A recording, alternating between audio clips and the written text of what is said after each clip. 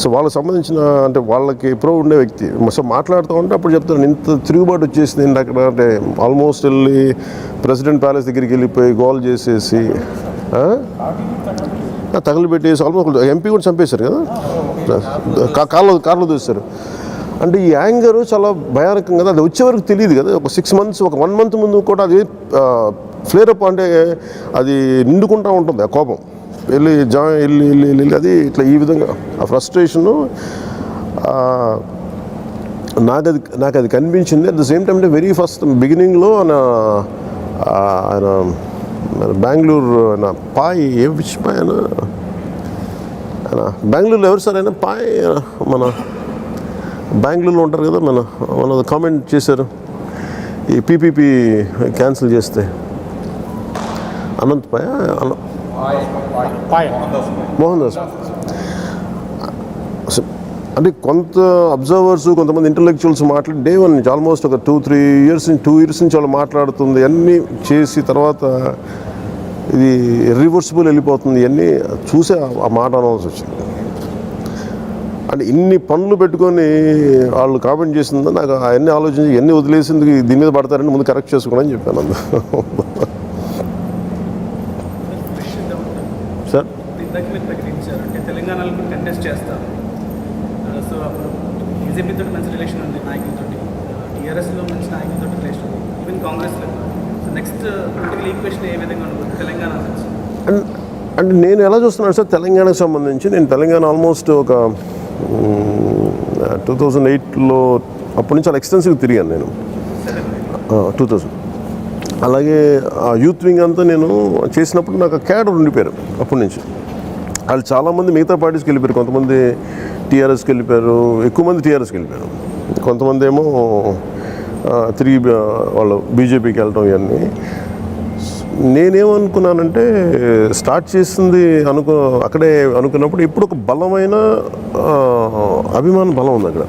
And ఏది cinema పరంగా కాదు, నేను అనేది ఒక సైద్ధాంతికంగా నచ్చే నేను చెప్పే విషయాలు నచ్చే వ్యక్తులు సమూహం ఉంది అక్కడ బలంగా. ప్రతి ఇదన్నీ కోవిడ్ టైంలో కూడా హెల్ప్ చేశారు. అలాగే వాళ్ళు బలంగా నిలబడే వ్యక్తులు. సో కొంతమంది ఏమో మిగతా పార్టీలకు వెళ్ళకుండా వాళ్ళు ఉండిపోయారు నాతోటి. సో మళ్ళీ నేను ఎప్పుడు కదిలితే అప్పుడు వద్దామని. సో వాళ్ళందరూ ఏంటంటే ఒక ఐడియాలజికల్ స్ట్రెంత్ కోసం వాళ్ళు బేసిక్ ఫైటర్స్. సో వాళ్ళు ఏదో కూర్చోబెట్టి పదవి ఉంటుందో లేదు ఇట్లా ఆలోచన వాళ్ళు ఫైట్ చేద్దామని. సో నేను యాక్చువల్ చెప్తున్నా వాళ్ళ కోసం. అంటే నాకు తెలుసు కదా స్టేట్ డివిజన్ తర్వాత ఎంత ఉంటుంది ఏమన్నది. బట్ అక్కడ జనంగా ఏంటంటే నువ్వు మాకు ఎందుకు తిరగమని, నేను ఎక్కడికి వెళ్ళినా సరే నన్ను ఏమడుగుతుంటాను, నువ్వు ఎందుకు తిరగవు మాతోటి, మాకు ఎందుకు రావు ఇక్కడికి, ఎందుకు నెగ్లెక్ట్ చేస్తావు అంటే. మిగతా వాళ్ళకేమో వెళ్తే ఇబ్బంది ఏమో కానీ నన్ను రాకపోతే ఇబ్బంది, నాకు అది అయిపోయింది. సో అలాగే మొన్న జిహెచ్ఎంసీ ఎలక్షన్స్లో కూడా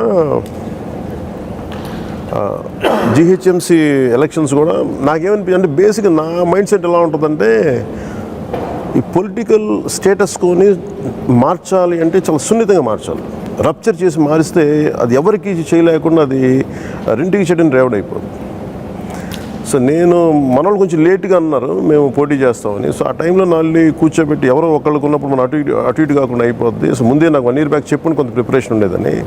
సో దాంతో జిహెచ్ఎంసీ ఎలక్షన్స్ నుంచి వీళ్ళని విత్డ్రా చేయించాను. ఎందుకంటే వాళ్ళు ఆల్రెడీ ప్రిపేర్ అయినారని. ఇప్పుడు మటుకు వాళ్ళు చాలా బలంగా ఉన్నారు. అట్లీస్ట్ నా ఇవన్నీ చూసి అలాగే నాకు ఖమ్మం ఒకటి, నల్గొండ ఒకటి, గ్రేటర్ హైదరాబాదు వీళ్ళందరూ పైగా నేను ఎక్కువ బీసీ మూమెంట్స్లో తిరిగాను. నాకు లీడర్స్ తెలుసు. అలాగే కొంత ఈ దళిత్ మూమెంట్స్ దీంట్లో వీళ్ళందరికీ ఏంటంటే ఒక మెయిన్ అంటే మోర్ ఐడియాలజికల్ ఫ్రేమ్వర్క్ మీద పనిచేస్తున్నాం అక్కడ ఏంటంటే బేసిక్గా ఆర్థిక పరిస్థితి ఎప్పుడు కూడా కిందకి వెళ్ళట్లేదు, కింద కమ్యూనిటీస్కి వెళ్ళట్లేదు. దాని మీద మాట్లాడి ఇప్పుడు బూర నరసయ్య గౌడ్ గారు లాంటి వ్యక్తులు కానీ వీళ్ళందరూ ఏంటంటే వెనుకబడ్డ వర్గాలకి ఆర్థిక పరిపుష్టి ఎలా చేకూర్చాలనే దాని మీద మాట్లాడతాను. సో నాకు మోర్ ఆర్ లెస్ ఆ ఎజెండా మీద వెళ్తాం అనుకుంటాను. అంటే నాకేముందంటే కరెక్ట్గా చెప్పాలంటే ఒక అంటే నాకున్న మేము చూసుకున్న అసెస్మెంట్ చెప్పిన అసెస్మెంట్ ఇవన్నీ చూస్తే నేను తిరిగింది గతంలో తిరిగింది ఒక 27 నుంచి ఒక 35 దాకా ఉంటుంది, పోటీ చేయగలం.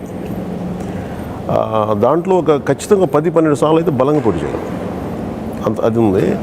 సో దీన్ని ఎలాగ ముందుకు తీసుకెళ్ళాలి, అందరి ఇన్పుట్స్ తీసుకొని. పాపం ఇందాక వాళ్ళు చెప్తాను, కుర్రోడు చచ్చిపోయాడు, అబ్బాయి మన కొంగర సైదులని తాపి మేస్త్రి అబ్బాయి. 2014 నుంచి స్టార్ట్ చేశాను. స్టార్ట్ చేసి ఆ నమ్మకం ఇది నిలబడుతుంది అంటే అట్లా ఉండిపోయారు, అంటే అలా కమిటెడ్గా ఉండిపోయారు. నాకు అందుకు వాళ్ళ కోసం కదలాల్సి వస్తుంది. సో అది ఎటువైపు అంటే ఏ విధంగా దాన్ని ముందుకు తీసుకెళ్తాం అనేది మేబీ కోర్స్ ఆఫ్ టైం బయటకు క్లారిటీ ఉంటుంది అనుకుంటున్నాను. చూడండి, 2007 నుంచి మీరు ఉన్నారు పొలిటికల్గా, దాని తర్వాత కొత్త ప్రభుత్వాలు ఏర్పడ్డాయి. Before Covid, after Covid, 2 Telugu రాష్ట్రాలు రాజకీయ పరిస్థితుల్లో మీరు ఎలాగా, అంటే మీరేంటి అబ్జర్వ్ చేస్తున్నారు, ఏం చెప్తారు? పోస్ట్ కోవిడ్, ప్రీ కోవిడ్ అని నేను డెఫినెట్గా కోవిడ్ ఏం చేసిందంటే లేని పరిస్థితి, అంటే ఆల్రెడీ ఉన్న పరిస్థితుల్ని బయటికి తీసుకొచ్చింది. అంటే అది అడ్మినిస్ట్రేటివ్ వీక్నెస్లు కావచ్చు, లేదంటే లోతుగా అంటే ల్యాక్ ఆఫ్ ప్రిపరేషన్ కావచ్చు, అంటే మోర్ ఆఫ్ మెడికల్ అంటే హెల్త్ కేర్ గురించి కానీ, వీటన్నీ బయటకు వచ్చింది. ఇలాంటి విపత్తు ఒకటి జరిగితే ఆర్థిక పరిస్థితి ఎంత చిన్న, ఒక ఆర్థిక భద్రత ఎంత చిన్న భిన్నం అయిపోద్ది ఒక సగటు వ్యక్తికి అనేది చాలా బలంగా నేను చూశాను. అలా కోపం ఉండిపోయిందండి అందరికి. దాన్ని నేను ఇగ్నోర్ చేయను. దాన్ని వాళ్ళు ఏంటంటే ఇంక వేరే కెపాసిటీ లేక ఇంకా చూపించలేక నిస్సహాయంగా ఉన్నారు. కానీ ఈ కరోనా సమయంలో వాళ్ళకి ఆల్రెడీ ఉన్న కోపానికి ఇది అదనపు బరువు, ఇది విసుగు వచ్చింది వాళ్ళకి. అది ఏ రూపంలో బయటకు వస్తుందో తెలియదు. సో అదైతే నాకు చాలా స్పష్టం. అంటే నాతో మాట్లాడుతున్నప్పుడు అనిపిస్తుంది, అంటే వాళ్ళు కూర్చోబెట్టి వాళ్ళు గెలుస్తామో మార్పు జరిగిపోద్దని కాదు, కానీ అట్లీస్ట్ మాట్లాడకపోతే ఎట్లా, తప్పు జరిగిపోదంటే నాకు. అందుకనే నాకు ఉదాహరణకి శ్రీశైలం నుంచి చెంచులు కుర్రాడు ఒక అబ్బాయి ఇచ్చాడు, శివ అబ్బాయి 16 ఎంత ఉంటాయండి, ఇంటర్ ఫస్ట్ ఇయర్. ఇది ఎప్పుడు 2018, 19 తర్వాతే కదా, కోవిడ్ తర్వాత, కోవిడ్ ముందు.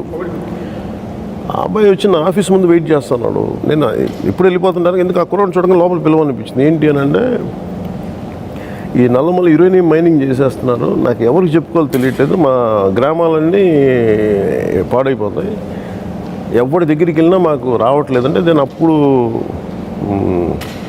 ఆయనతో మాట్లాడలేదు. అబ్బాయితో మాట్లాడితే 16-17 నేను గ్రీన్ ట్రిబ్యునల్కి ఫోన్ చేశాను. నాకు ఇంగ్లీష్ రాదు, నేను చెప్పే ముక్కలు ఇంగ్లీష్, వాళ్ళకి చిన్న చిన్న ఇంగ్లీష్ నాకు అర్థం కావట్లేదు, నువ్వు హెల్ప్ చేయనా వచ్చాడు. ఇలాంటి వ్యక్తులు తెలంగాణలో నన్ను బేసిక్గా నాకు జనసేనకి అట్రాక్ట్ అవుతుంది, నా దగ్గరికి వస్తారు వీళ్ళు. సో నాకు వాళ్ళ కోసం దాన్ని యాక్టివేట్ చేయాలనిపించింది నాకు. అలాగే అదే తర్వాత మేము ఇనిషియేట్ చేసాం. తర్వాత అంటే ఒక మాట చెప్తే నాకున్న పరిచయాలకు దేనికో అందరూ ఒక ఆల్ పార్టీ కాన్ఫరెన్స్, కోదండరామ్ గారు కానీ లేదంటే హనుమంతు, డిఫరెంట్ విభిన్నమైన పార్టీల నుంచి అందరం కూర్చోబెట్టి చేసాం. గవర్నమెంట్ కూడా దాన్ని ముందుకు తీసుకెళ్ళకుండా అయిపోయింది. అంటే ఇలాంటి వ్యక్తులు చాలా బలంగా ఉన్నారు. టీడీపీ, వైసీపీ ముందస్తు రెడీ అయిపోతుంది. పబ్లిక్లో రేపు బస్ యాత్ర పెట్టారు వైసీపీ మంత్రులు, చంద్రబాబు గారు డే అండ్ నైట్ జనసేన ఏంటి, జనసేన బీజేపీ ఏం చేస్తాయంటారా? నేను కూడా వెయిట్ చేస్తాను, ఏం చేయాలి. ఎలక్షన్ అన్నట్టు అంటే మా ప్రిపరేషన్ మాకు ఉంది. అంటే కొంత ఎలా ముందుకెళ్ళాలి అనేది మాకు కొంచెం క్లారిటీ కావాలి. ఇంకొంచెం తెచ్చుకొని అంటే ఎంత ముందు వస్తాయి అనుకుంటున్నారు మీరు? పబ్లిక్ కూడా పబ్లిక్ని 2 పార్టీలు ప్రిపేర్ చేసేస్తాను రెడీ ఆల్రెడీ. అవునా? ఇప్పుడు ఆ విషయం అంటే వాళ్ళు ఎప్పుడంటే మేము అప్పుడు దానికి రెడీ అన్నాం. మీరు స్టార్ట్ చేశారా ఆ ముందస్తు దానికి? నేను స్టార్ట్ చేయాలి, అది డిబేటబుల్. పొత్తులదా? నన్ను పొత్తుల నుంచి అందరూ చంపేస్తున్నారు నన్ను బయట. దాని గురించి బాగా అంటే ఎట్లా ఉంటుంది? ఏదండి బీజేపీ వ్యతిరేక ఓట్ బ్యాంక్ చేర్చమంటే ఎట్లా ఉంటుంది ఒకసారి క్లారిటీ. మీరే రూట్ మ్యాప్ ఇవ్వాలన్నారు. దాన్ని స్టార్ట్ చేసి డిబేట్ అంతా బీజేపీ రూట్ మ్యాప్ ఇవ్వాలన్నారు. రూట్ మ్యాప్ గురించి ఆ క్లారిటీ రాలా. బీజేపీ జనసేన టీడీపీనా ఆ క్లారిటీ మీరు అంటే నాకు ఏముందంటే నేను బేసిక్ అంటే జనసేన ఫార్మేషనే అంటే సగటు మనిషిగా సగటు వ్యక్తిగా ఇండియన్ పాలిటీ స్టేట్ డివిజన్ బాగా అంటే బాగా ఇబ్బంది కలిగించేసింది. అంటే మీరు ఇంత అడ్డగోలుగా డివిజన్ చేస్తుంటే అంటే బేసిక్ జనసేన ఫామ్ అయిందే ఈ తప్పుడు విధానాలు. అంటే మీరు ఒక బాధ్యత లేకుండా నిర్ణయాలు తీసేసుకొని ఏకపక్షంగా నిర్ణయాలు తీసుకొని ఒకళ్ళ విభజన జరుగుతున్నప్పుడు అరే ఇవి అడగాలి అని మన వాళ్ళకి లేకపోవడం. ఎంతసేపు ఆంధ్రప్రదేశ్ అంటే ఒక 175 ఎమ్మెల్యేలు, ఒక 25 ఎంపీలు, ఒక 6 మంది రాజ్యసభలో, ఒక 8 మంది రాజ్యసభ మెంబర్స్ ఇట్లా అయిపోతే అది చాలా బాధేస్తుంది. ప్యారలల్గా తెలంగాణలో వాళ్ళు ఇర్రెస్పెక్ట్ ఆఫ్ ద పార్టీ వాళ్ళు ఫైట్ చేసి తెచ్చుకున్న విధానం. ఇక్కడ ఏంటి ఆంధ్రప్రదేశ్లో ఎవరు మాట్లాడరంటే వీళ్ళు కన్వీనియంట్గా ఎవరికాళ్ళు వాళ్ళ కన్వీనియన్స్ చూసుకుంటారంటే ఈ విసుగొచ్చి నేను అలా కాకూడదు అనుకున్నాను.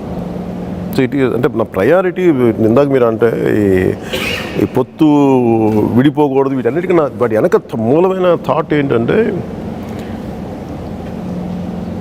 ఇప్పుడు ఉదాహరణకి మొన్న కరోనా టైంలో ఇప్పుడు నా పొద్దున కూడా తెలంగాణలో మాట్లాడుతున్నా, ఇక్కడ కూడా అదే ఉంది, ఏజ్ బార్ అయిపోతుంది. ఒక 2 years కరోనా వల్ల జాబ్ క్యాలెండర్లోనూ లేదంటే అక్కడ పోలీస్ జాబ్స్కి ఈరోజు వచ్చి కలిశారు.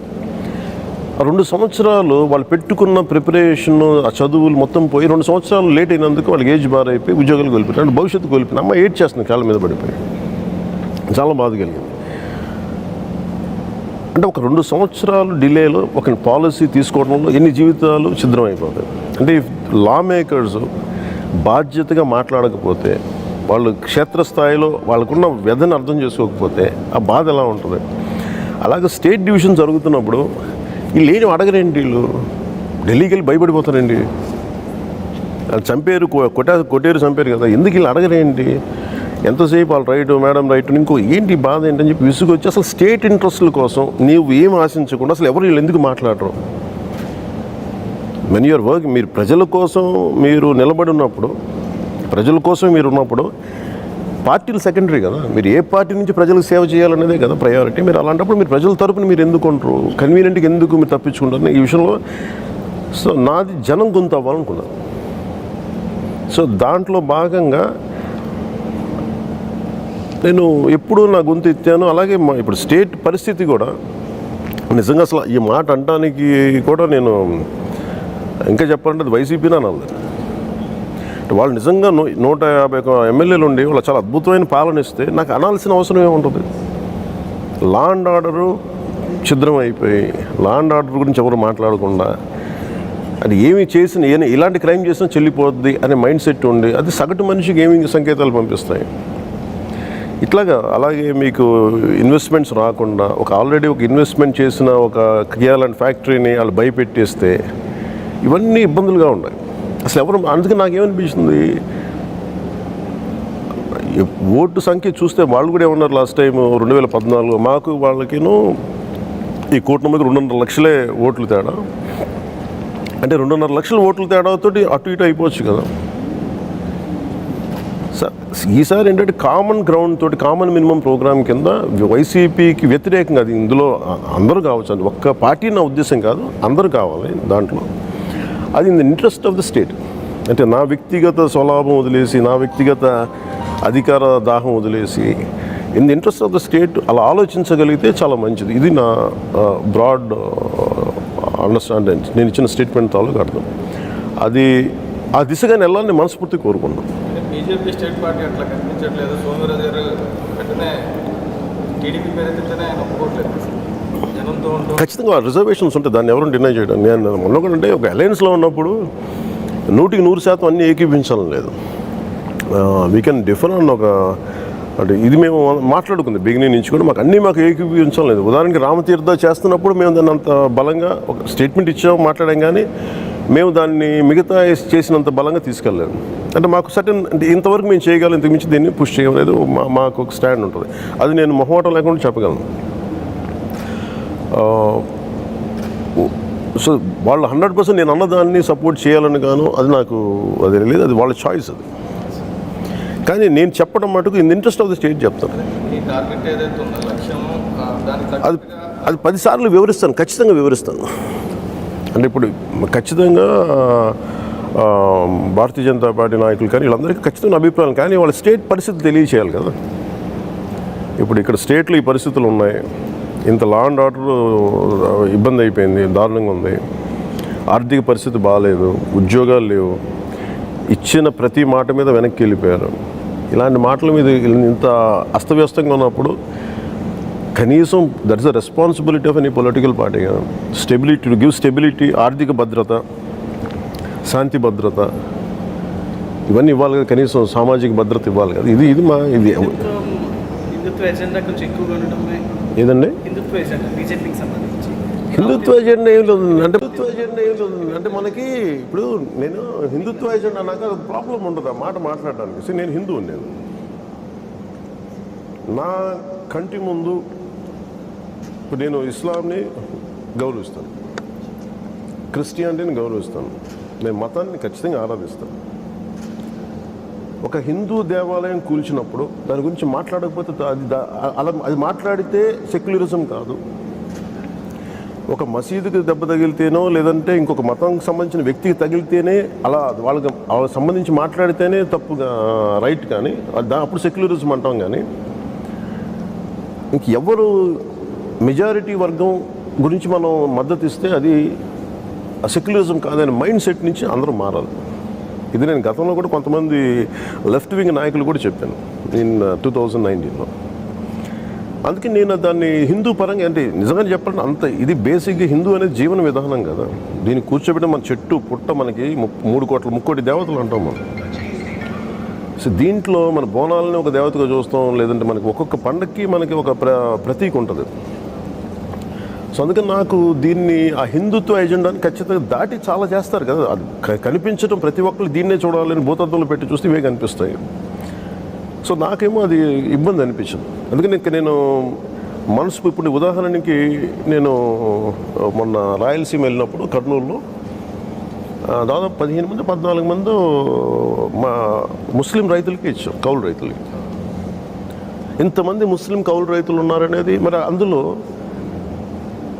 ఆ హిందూ ఇప్పుడు ఎవరికైనా విమర్శించే వాళ్ళకి హిందుత్వం అనే విధానం మాట్లాడిన వారు ముస్లిం రైతులను పక్కన పెట్టాలిగా లెక్క ప్రకారం.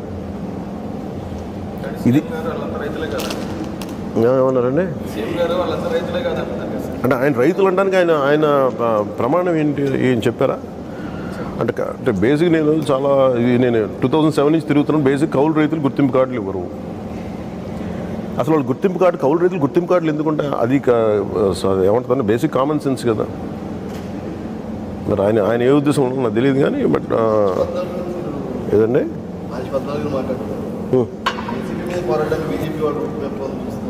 వైసీపీ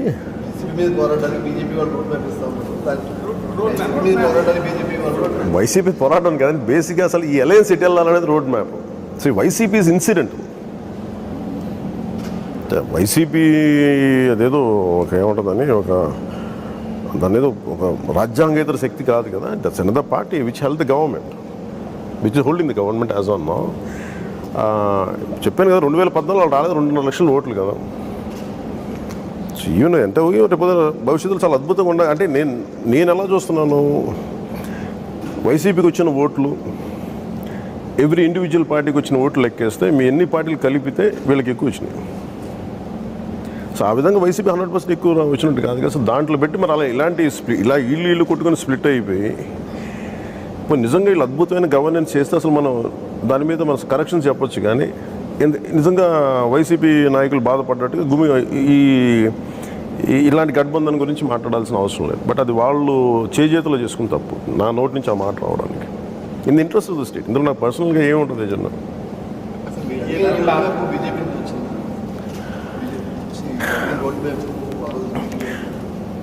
అంటే వాళ్ళ క్యాలిక్యులేషన్స్ కూడా వాళ్ళకు ఉంటాయి కదా సార్. వాళ్ళకి పర్లేదు వాళ్ళ క్యాలిక్యులేషన్స్ కూడా ఉంటాయి కదా, అంటే వాళ్ళ క్యాలిక్యులేషన్. నేను ఇంకొక పార్టీ తాలూకు అంతర్గత వ్యవహారాల్లోకి వెళ్ళను. దేర్ అవర్ అలయన్స్ పార్ట్నర్స్, అది నేను వేచి చూడాలి. ఖచ్చితంగా సానుకూలంగా ఉంటుందని నేను ఆశిస్తున్నాను. సార్ బీజేపీ అలయన్స్ ఎలా ఉంది అసలు? ఓన్లీ ఎప్పుడైనా చెప్తాకే ఉంటుంది కానీ వాళ్ళు చేసే కార్యక్రమం మీ జెండా లేదు అంటే మాకేమైందంటే ఎలా జరుగుతుందంటే హైదరాబాద్ అన్ని పార్టీలు వ్యతిరేకంగా ఒకటి చేస్తా ఉంటారు. అసలు మీ ఇద్దరు కలిసి ఉన్నది ఒకటి కాక కనిపించట్లేదు నల్గొండ దాకా కలిసి వస్తున్నారు. ఆయనేమో అటు గుంటూరు నుండి వెళ్తున్నారు, విజయవాడ అంటున్నారు.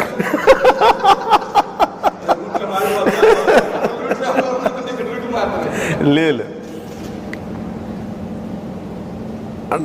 అంటే ఒకటి నాకున్న ఇక్కడ ఇష్యూ ఏంటంటే, నాకు మోడీ గారు ఫస్ట్ తెలుసు. More than BJP individual leaders కంటే కూడా, స్టేట్ లెవెల్ లీడర్స్ కంటే కూడా నా first connect it is more of Modi గారు. దెన్ లేటర్ మిగతా నేషనల్ లీడర్స్. సో నేను మాట్లాడింది బ్రాడ్గా నేషనల్ లెవెల్లో మాట్లాడినప్పుడు కనెక్ట్ ఉంటుంది. అది స్టేట్ లెవెల్కి ట్రాన్స్లేట్ చేయడానికి ఇక్కడున్న లీడర్స్ కూడా అంతే స్థాయిలో అర్థం కావాలి. అది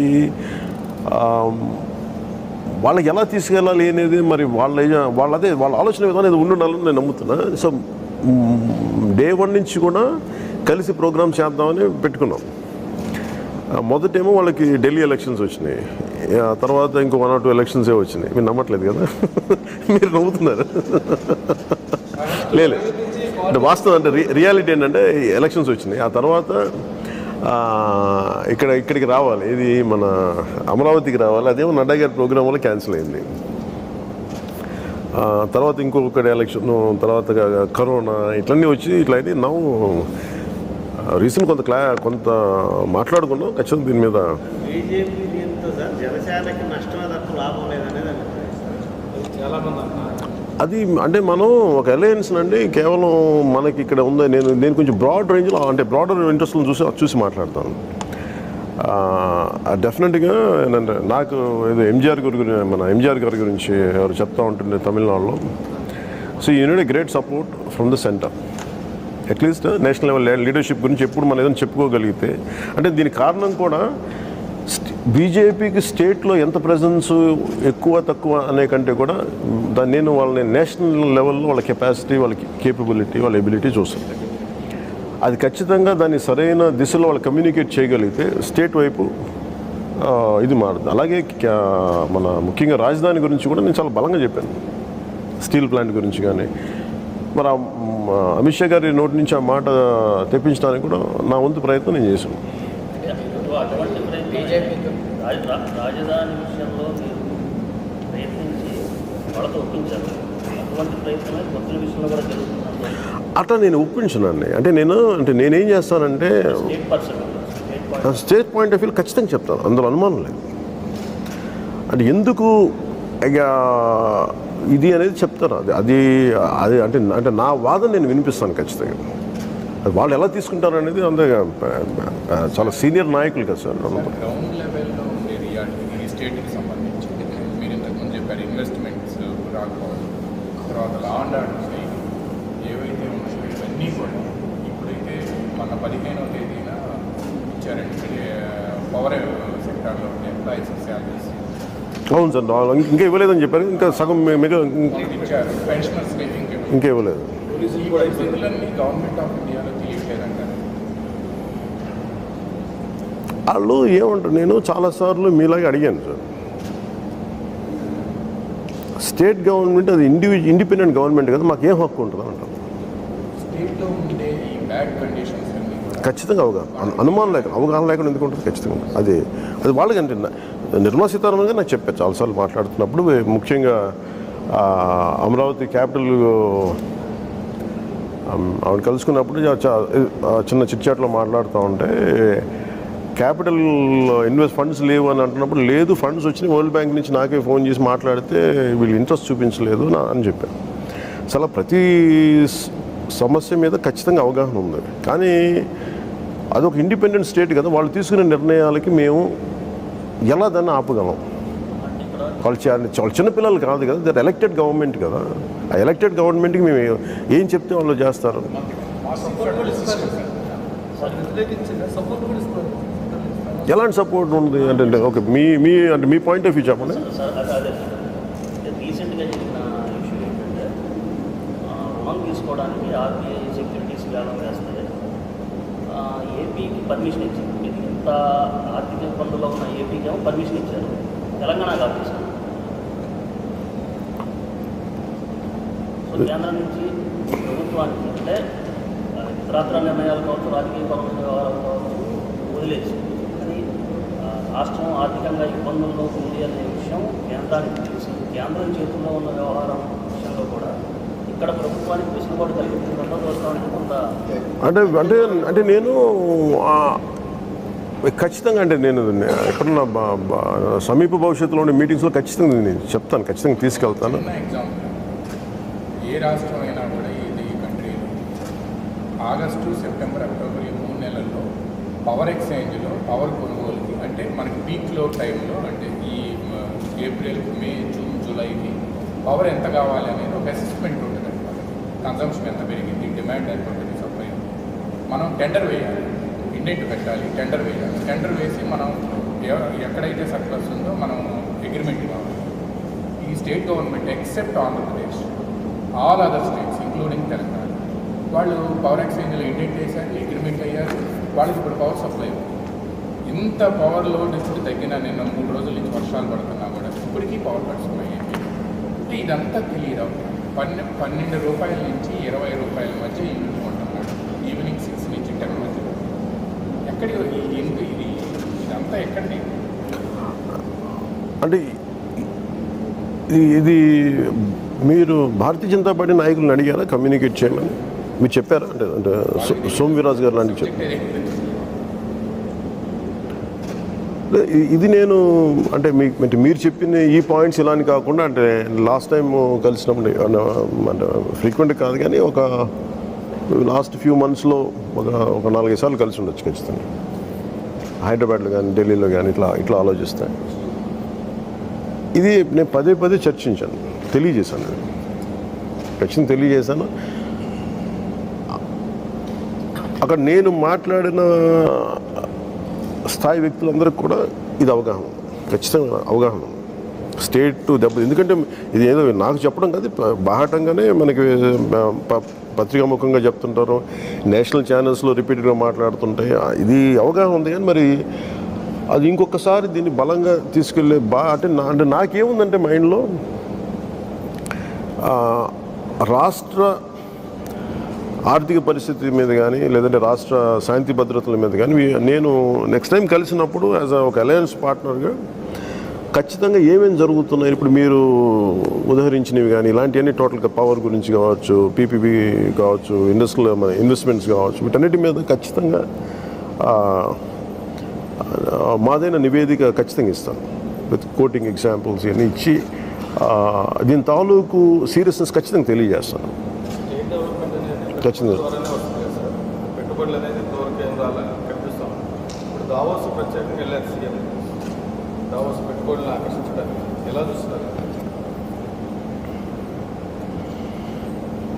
అంటే డావోస్ ఇవన్నీ అంటే bunch of economic big power houses. For example నేను 2018లో ఎప్పుడో నేను లండన్ హౌస్ ఆఫ్ కామన్స్లో నాకు ఎకనామిక్ సమిట్ చిన్న సమిట్ పిలిచారు నన్ను. అక్కడ మాట్లాడుతుంటే including kind of Hinduja families వీళ్ళందరూ ఉంటే ఆయన one of the key stakeholder డావోస్లో. సో వాళ్ళందరూ ఏం చూస్తారంటే బేసిక్గా సార్ నేను అడిగాను వాడు ఇన్వెస్ట్మెంట్ మైండ్ సెట్ ఉండాలి మీరు చేయాలంటే ఏం చూస్తారు మీరు అని అడిగాను. బేసిక్గా స్టెబిలిటీ. మేము ఇన్వెస్ట్మెంట్ వాళ్ళు మీరు ఎక్కువ ఆలోచించొద్దు. మీరు 10 రూపాయలు ఒక బ్యాంకులో పెట్టాలంటే బ్యాంక్ పని చేస్తా లేదని చూస్తారు కదా. అలాగే మేము రకరకాల ఇది మా సొంత డబ్బులు పెట్టాం, డిఫరెంట్ కంపెనీస్ నుంచి డిఫరెంట్ వ్యక్తుల నుంచి మేము తీసుకొచ్చి ఇక్కడ పెడతాం.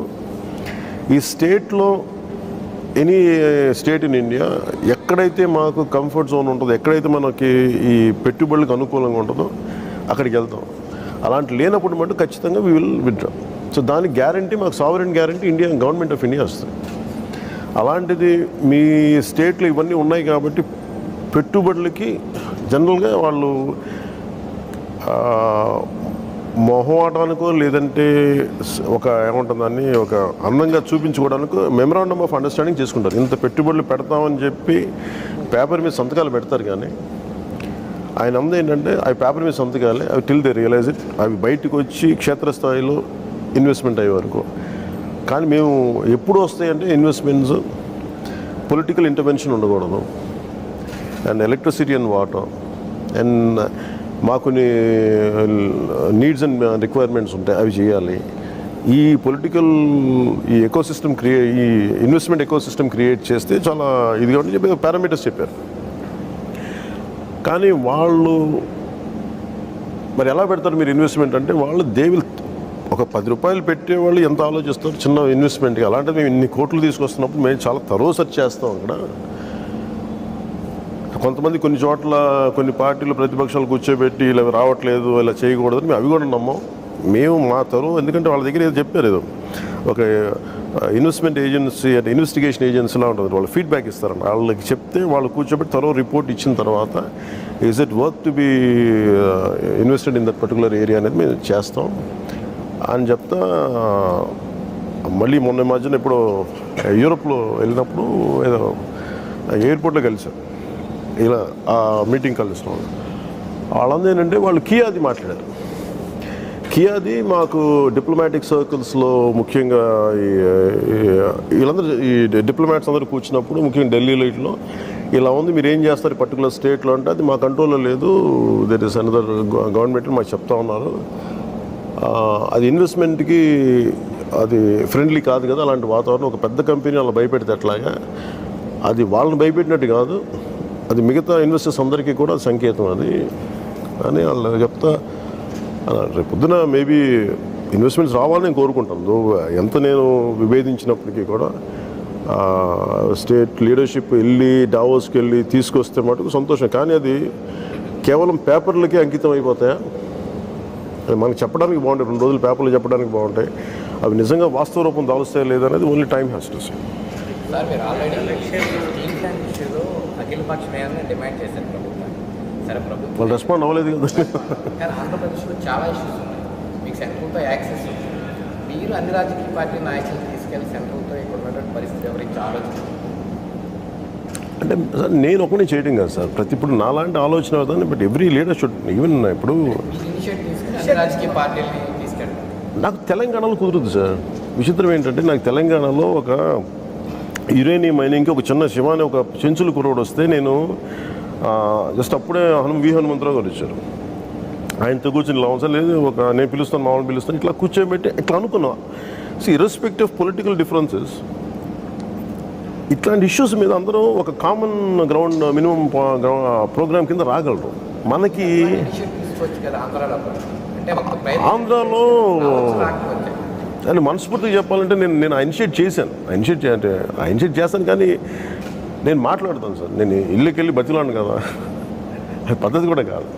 సో నేను మాట్లాడగలను, నాది ఇలాంటి ఆలోచన విధానం. కలిసి వచ్చేవాళ్ళు రండి అంటే ఇది కూడా ఒక చిన్న పేపర్స్ మీలాంటి వాళ్ళతో మాట్లాడి మాకు ఇలాంటి ఐడియా ఉందంటే then we'll call up each other, we'll come, we'll sit together. అంటే ఎవరి కాళ్ళు దాంట్లో ఇప్పుడు స్టీల్ ప్లాంట్ నాకు చాలా బాధగా ఉంటుంది. ఇది నేను వెరీ డే 1 అమిత్ షా గారికి చెప్పాను, ఇట్లా స్టీల్ ప్లాంట్ మటుకు ఇది మీరు ప్రత్యేకమైన పరిస్థితి ఇష్యూగా చూడండి దీన్ని. ఇది తెలంగాణ భావన ఎలా ఉంటుందో ఆంధ్ర ప్రజలకు ఇది ఒక్కటే మిమ్మల్ని అందరినీ ఆంధ్రులుగా కూర్చోబెడద్దు ఇక్కడ ఒకటి. అంటే ఇది మాది అన్నది ఒక ఎమోషనల్ లింక్ ఒక వైజాగ్ స్టీల్ ప్లాంట్గా ఉంది. మీరు దాని దృష్టిలో చూడండి. నన్ను వ్యతిరేక పార్టీలో ఒక పార్టీ రావాలి కదా, ఓటు వస్తుందని ఎట్లా భావిస్తారు? వ్యతిరేక పార్టీలు వేరు, వ్యతిరేక ఓటు వేరు. వ్యతిరేక ఓటు అంటే ఇప్పుడు ఇంక్లూడింగ్ వైసీపీకి ఓటేసిన వాళ్ళు కూడా వ్యతిరేక ఓటే కదా.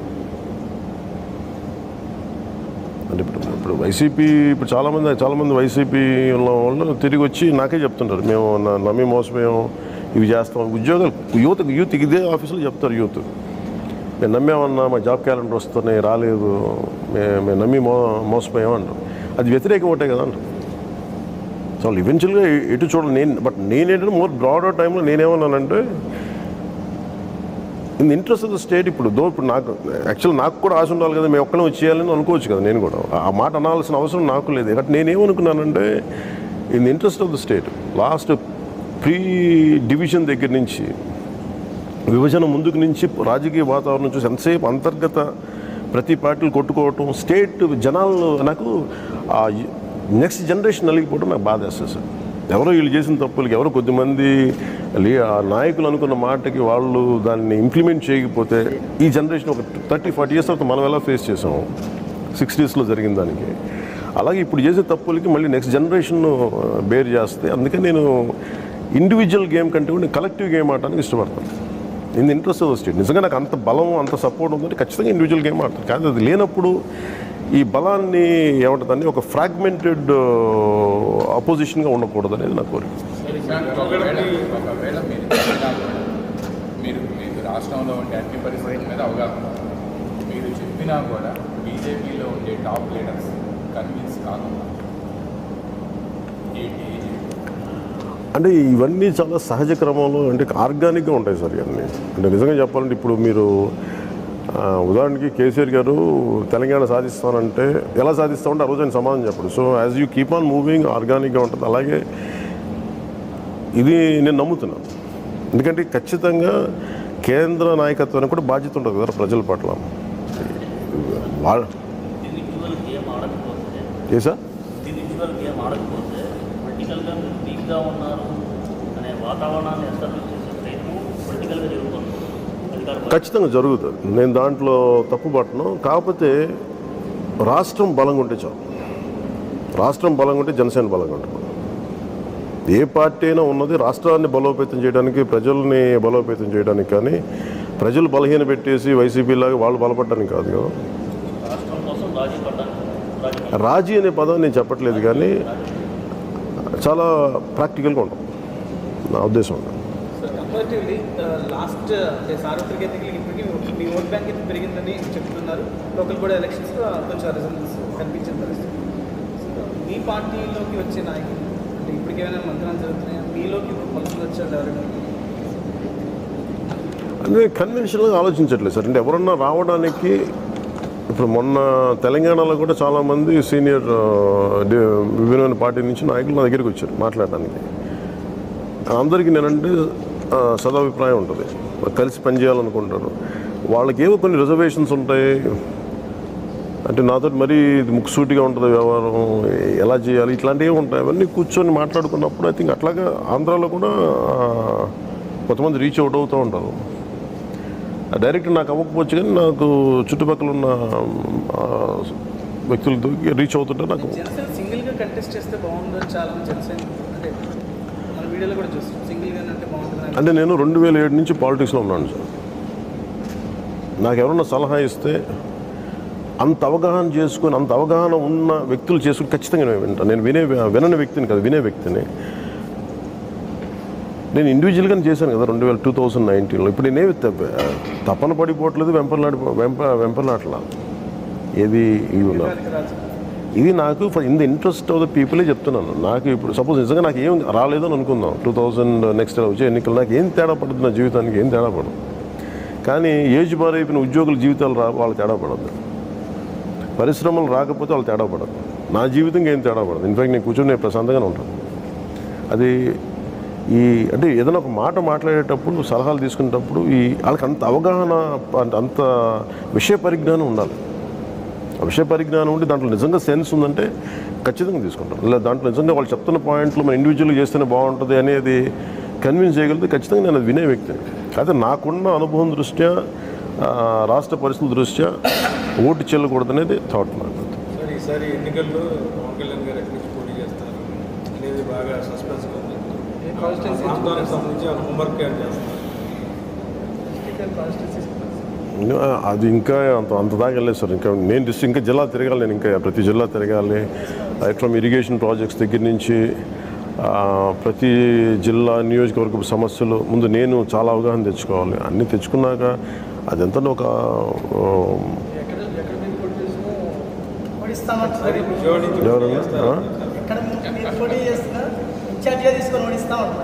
ఖచ్చితంగా వాళ్ళు ఆ ఛాలెంజ్ స్వీకరిస్తున్నాను చెప్పండి.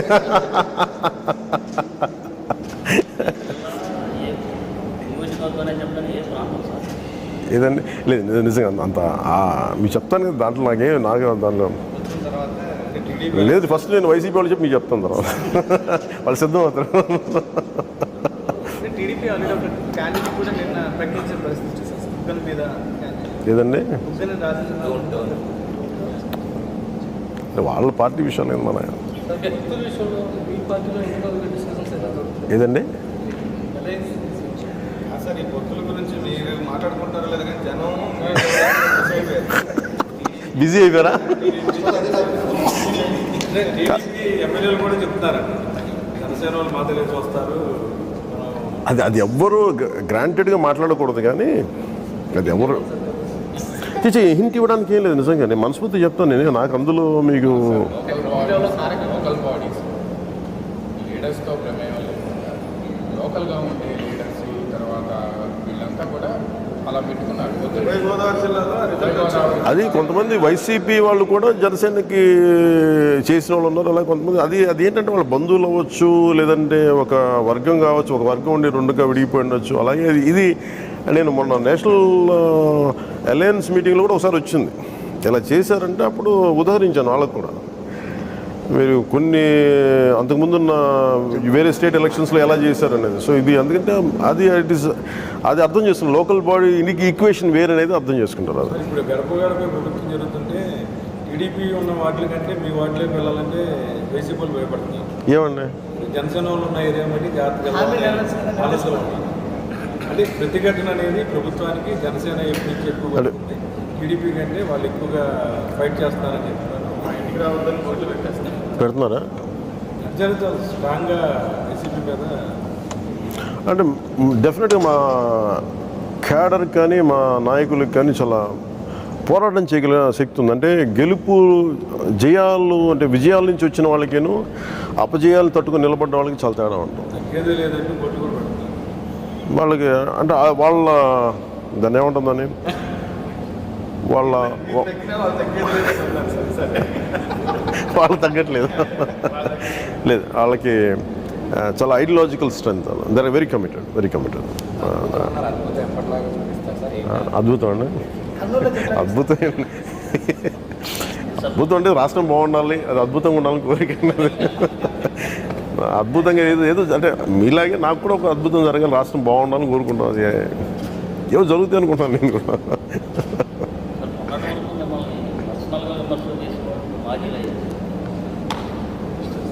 మంత్రులే ఓడలు బండ్లు అవుతాయి, బండ్లు ఓడలు అవుతాయి.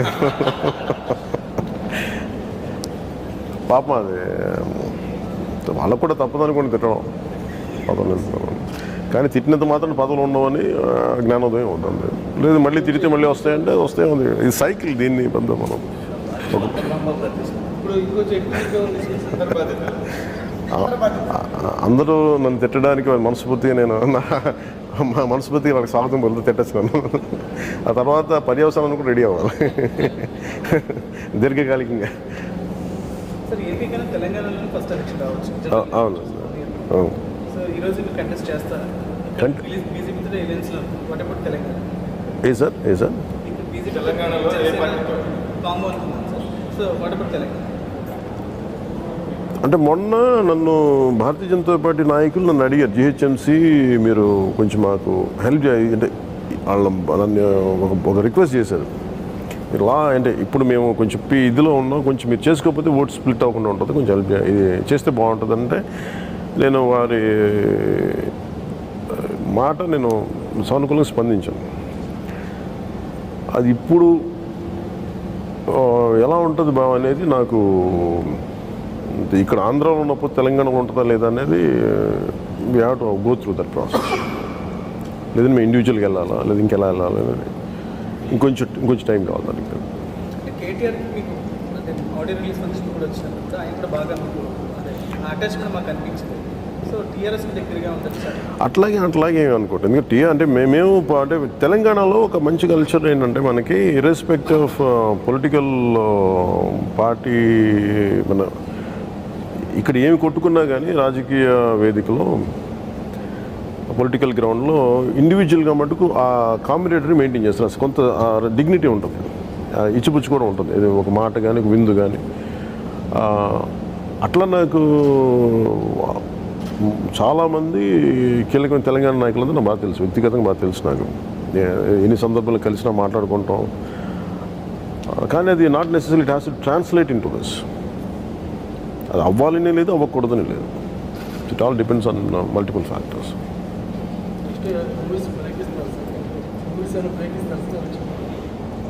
ఖచ్చితంగా ఉంటుంది. ఖచ్చితంగా నేను ఇప్పుడు రేపు అంటే ఇంకా ఎలక్షన్స్ ఇప్పుడు అంటే మూవీస్ ఆపాల్సి వస్తుంది కదా, ఖచ్చితంగా షూటింగ్ అని దానికి సిద్ధపడి నా నిర్మాతలు ఉన్నాను. కౌలు రైతు భరోసా యాత్ర మీకు కొంచెం మంచి మైలేజ్ వచ్చినట్టు అంటే ఇది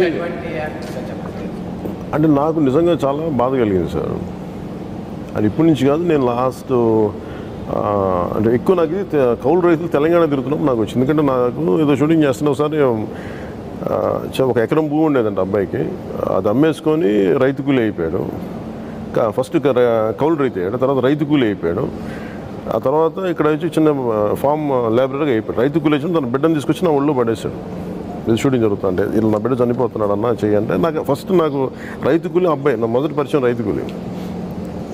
సో అక్కడి నుంచి నాకు అది ఉండిపోయి మొత్తం ఎక్కడ కలిసిన పోరాట యాత్రలు కలిసిన వీళ్ళు కూర్చున్న ఉత్తరాంధ్రకి వెళ్ళినా, పంచగ్రామాల దగ్గరికి వెళ్ళినా, ఆ పంచగ్రామాల పర్యటనలు చేస్తూ ఉంటే ఈ ప్రాజెక్టులకి పోయినాయి చెప్తా మేము మా భూమిలో మేము రైతు కూలీలకి అయిపోయాం, లేదంటే కౌలుకి తీసుకుంటున్నాం, మా గుర్తింపు కార్డులు లేవు, ప్రభుత్వం నుంచి ఏమైనా వచ్చినా కానీ రైతు మన ఆసాములకు పడతాయి కానీ పొలం ఆసాములకు పడతాయి కానీ మాకేం ఉండవు, కానీ మొత్తం మేము చేస్తాం, మాకు ఏదన్నా ఇట్లా దీని గురించి ఏదైనా మాట్లాడు చేయొచ్చు. నేను చాలాసార్లు చెప్పాను కానీ అసలు ఆ సబ్జెక్ట్ ముట్టుకోవద్దని చెప్పాను ఎవరు.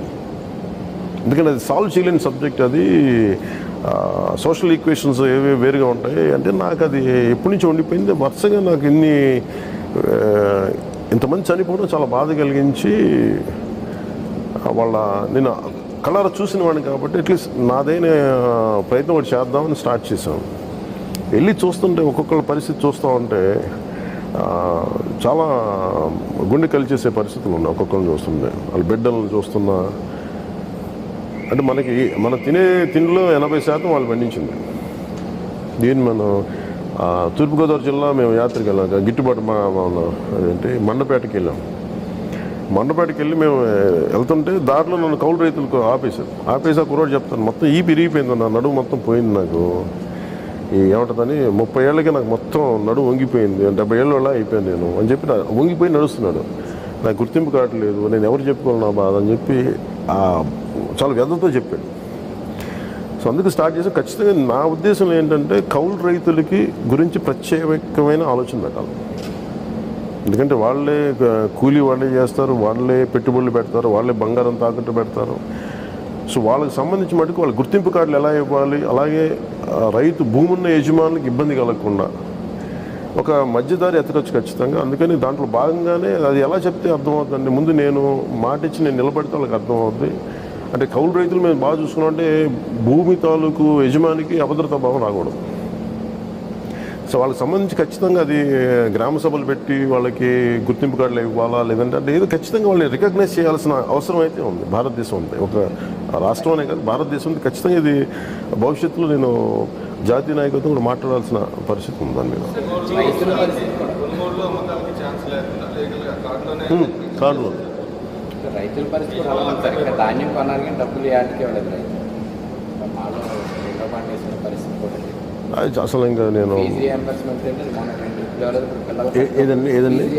కూడా మొన్న వేయలేదు. ఫీజు రీఎంబర్స్మెంట్ వేయట్లేదు. పిల్లలు డైరెక్ట్గా ఫీజు కట్టుకోకపోతే వాళ్ళకి ఫర్దర్ ఎగ్జామ్స్ రాయనే ఉంటుంది, హాల్ టికెట్స్ ఆపేస్తారు. అంటే పేరుకి అమ్మఒడి అలాగే చాలా ఇష్యూస్ ఉన్నాయి, అవి ఉన్నాయి. ఇంకా ఏంటంటే ఇది మన ఆరోగ్యశ్రీ ఒకటి, ఆరోగ్యశ్రీ అంటే ఒక్కటి కాదు, తెలియదు తేంటో తిట్టులాగా మొత్తం అన్ని బయటకు వస్తున్నాయి. డిజిటల్ క్యాంపెయిన్ చేస్తారు, టీఎస్పీ #KP రోడ్స్. సో దాని తర్వాత అంటే మీరు అన్నట్టు రోడ్స్ అన్ని కొంచెం బాగుపడతాయి. మీరు ఎక్కడైతే వెళ్ళాలనుకుంటున్నారో వాళ్ళే వచ్చి మరమ్మతులు చేయడం. నా మధ్య ప్రతి నూకటి కన్నా తిరగలేదు. ఏదైనా ప్రాబ్లం డిజిటల్ క్యాంపెయిన్ మీదే ఇప్పుడు అంటే డిజిటల్ క్యాంపెయిన్ చేయాలని కాదు, ఆ సమస్య తీవ్రత ప్రజల్లో తగిలితే దట్ గెట్స్ హైలైటెడ్. కేవలం మేము చేసినందువల్ల మేము ప్రమోట్ చేయలేము. బట్ ఒక సమస్యని హైలైట్ చేసి అది పెరుగుతుంది అంటే ప్రజల్లో అంత వ్యతిరేకత ఉంది, దానికి అంత స్పందన ఉందని అర్థం. సో అట్లాగా అలాంటి సమస్య ఏదైనా ఉంటే ఇప్పుడు ఉదాహరణ స్టీల్ ప్లాంట్ చేసాం, అలా కొన్ని చేస్తున్నప్పుడు దానిదైన స్థాయి ఒకటి ఉంటుంది. సో అట్లాగా నేను క్రియేట్ చేయగలుగుతాను. నిజంగా అలాంటి సమస్య వచ్చి ఖచ్చితంగా చేస్తాను దాని మీద. ఆవిర్భావ సభలో సిపిఎస్ గురించి కూడా మాట్లాడారు. దాని మీద స్టడీ చేశారు సార్, ఏంటి దానికి సార్? అంటే నేను కాంట్రిబ్యూటివ్ పెన్షన్ స్కీము మా ఫాదర్ ఎంప్లాయీ సార్. మేము ఎంతో కొంత సంపాదించినా కానీ మా నాన్న మా దగ్గర డబ్బులు తీసుకున్నాడు కదా. ఆయన ఏంటంటే వచ్చింది. సో నాకు ఒక 30 సంవత్సరాలు అంటే నా లెక్క అంటే అంటే దీంట్లో నాకు పెద్ద తెలివితేటలు ఏం వాడట్లా. అంటే బేసిక్ ఒక కామన్ మన్ థింకింగ్ లాగా ఒక ఎమ్మెల్యేకి ఎంపీకి జీవితకాలం చేస్తే వాళ్ళకి ఎంతనో ఒక వారి స్థాయిని బట్టి వీటిని బట్టి ఒక ఎంపీకి కానీ వీటికి కానీ రెగ్యులర్గా వచ్చేస్తుంది ఒక పెన్షన్. వాళ్ళకు కూడా మెడిసిన్స్ ఇవ్వట్లేదు. వాళ్ళకు కూడా అది మన స్టేట్ ఇవ్వట్లేదు అని చెప్పేసి మిగతా ఇప్పుడు ఫర్ ఎగ్జాంపుల్ సెంట్రల్ గవర్నమెంట్ అసలు సిపిఎస్ తీసుకోవాలి అనేది చేసింది రాజశేఖర రెడ్డి గారు. అప్పుడు కాంగ్రెస్ ప్రభుత్వం, అప్పుడు వెస్ట్ బెంగాల్ ఇంకో 2 గవర్నమెంట్స్ యాక్సెప్ట్ చేసినట్లేదు, మేము తీసుకోమని చెప్పారు. అని వీళ్ళు తీసుకున్నారు. అంటే నాకేముంటుందంటే నేను ఒక ఉద్యోగి కొడుకుని, నేను 30 సంవత్సరాలు మొత్తం నేను పిల్లలకు దీనికి అన్ని దూరంగా ఉండి నా ఆరోగ్యం చెడగొట్టుకోను. నేను ఉద్యోగం చేసిన 30 సంవత్సరాలు. 30 సంవత్సరాల తర్వాత నా భద్రత భవిష్యత్తులో అది వస్తేనే ఒక జాగ్రత్త కదా, ఒక భద్రత ఉంటుంది. అది నేను మార్కెట్లో పెడితే అది వాలటైల్ మార్కెట్స్. అంటే how do you take a response and how state should take a responsibility towards their employees. దీనికి ఏదన్నా సరే ఇది ఇక్కడ మటుకు సోషలిస్టిక్ ప్రిన్సిపలే వాడాలి. ఇక్కడ వాళ్ళు అనొచ్చు కానీ అంటే నా ఉద్దేశం ఏముంది, సోషలిస్టిక్ ప్రిన్సిపలే వాడాలి. మనం పనిచేసిన ఉద్యోగుల్ని సంరక్షించుకోవాలంటే ఏం చేయాలి అని నేనేమంటే అది ఒక్క రోజులో నాకు నిజంగా దాని మీద ఒక సమస్యకు పరిష్కారం ఉందంటే లేదు. కానీ వన్స్ చాలామంది ఎక్స్పర్ట్స్ తోటి లేదంటే చాలామంది విఘ్నులతో మాట్లాడితే ఖచ్చితంగా దానికి పరిష్కారం దొరుకుతుంది. నేను ఆ దిశగా నేను అనుకున్నాను.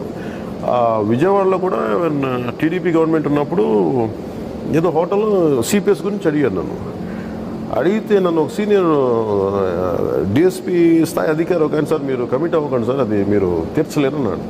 మీకు ఓకేనా అంటే ఏం చేస్తాం సార్, ఇంకా దాన్ని మార్చలేము, గవర్నమెంట్ ప్రీవియస్ గవర్నమెంట్ చేసేసినాయి కదా, మీరు అనవసరంగా మీకు అనుభవం లేకుండా చెప్పకండి దీని మీద అన్నాడు. నన్ను వార్న్ చేశాడు. అసలు నేను అది విన్నాను. తర్వాత నాకేముందంటే నేను ఏ సమస్యగా ఏం పరిష్కారం ఎదుగుతానంటే ముందు అసలు మాట్లాడకపోతే ఒక సమస్యని బయటికి తీసుకొచ్చి ఈ సమస్య ఇక్కడ ఉంది, దీంట్లో ఇబ్బంది ఉంది, ఇది మాట్లాడుతూ ఉంటే ఒక 10 డిస్కషన్ తర్వాత 10 రౌండ్ టేబుల్ గ్రూప్ డిస్కషన్ తర్వాత ఒక పరిష్కారం దొరుకుతుందని నేను నమ్ముతాను. దీని ఫండమెంటల్గా ఏముందండి, 30 సంవత్సరాలు కష్టపడి పనిచేసిన ఒక ఉద్యోగి తన శ్రమనంతా తీసుకెళ్లి మార్కెట్లో పెట్టుబడి అది గాలిలో పెట్టిన దీపంలాగా ఎప్పుడు మినుగు ఆరిపోద్ది. ఆ భయంతో ఇంక మనం ఏమి ఇచ్చాం సెక్యూరిటీ? 30 సంవత్సరాలు మన కోసం ప్రజల కోసం పనిచేసిన ఉద్యోగికి isn't it the responsibility of the government to make sure you should make him feel safe. నాకు ఇది నా థాట్ దీనికి. అందుకని ఖచ్చితంగా దానికి ఒక బలమైన పరిష్కారం తీసుకురావచ్చు అనేది ఉంది నాకు. ఖచ్చితంగా దీంట్లోనే అంటే మేము ఇప్పుడు ఇన్ని లక్షలు పెట్టి మీరు ఆర్థిక లోటుతోటి మీరు నడుపుతున్నప్పుడు ఎంప్లాయీస్ కోసం అంత మాత్రం తీసుకోకపోతే ఏమవుద్దు, తీసుకుంటే ఏమవుద్దు? ఏదండి అంటే వైసీపీ గవర్నమెంట్ రాకముందంటే నేను నిన్న నాని పాల్కి వాళ్ళ గారిది ఏదో పుస్తకం చదువుతున్నప్పుడు ప్లెడ్జ్ టు వర్డ్ మీద ఒక మాట, నువ్వు ఒక మాట చెప్పింది శాసనంలో ఒక శాసనసభ్యుడు కానీ ఎమ్మెల్యే ఒక ఎంపీ నువ్వు శాసనసభలో కూర్చొని ఆన్ రికార్డ్ అంటే ఫైనల్గా అంటే నేను ఒక మాట చెప్తే అది శాసనం కదా. ఒక 10 మంది పెద్దలు కూర్చొని మీరు అదేంటది శ్రీబాగ్ ఒప్పందం, ఒక ఇంట్లో శ్రీబాగ్ ఒప్పందం అంటే కర్నూలులో ఒక ఇల్లు ఆ ఇంట్లో జరిగిన ఒప్పందం మీద ఒక 10 మంది పెద్ద మనుషులు కూర్చొని ఒప్పందం పెట్టుకుంటే వాళ్ళ మాటే కదా అనుకున్నారు.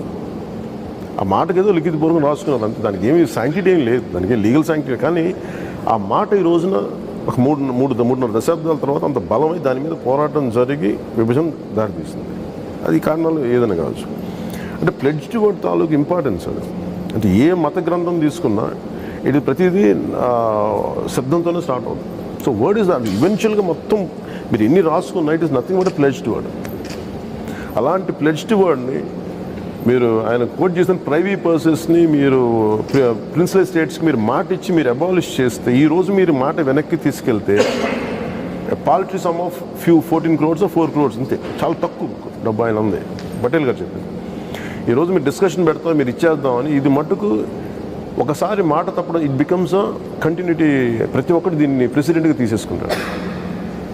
సో అలాగా నిజంగా పొలిటికల్ లీడర్స్ని బాధ్యులు చేయాలి, ఇంక్లూడింగ్ నాతో సహా.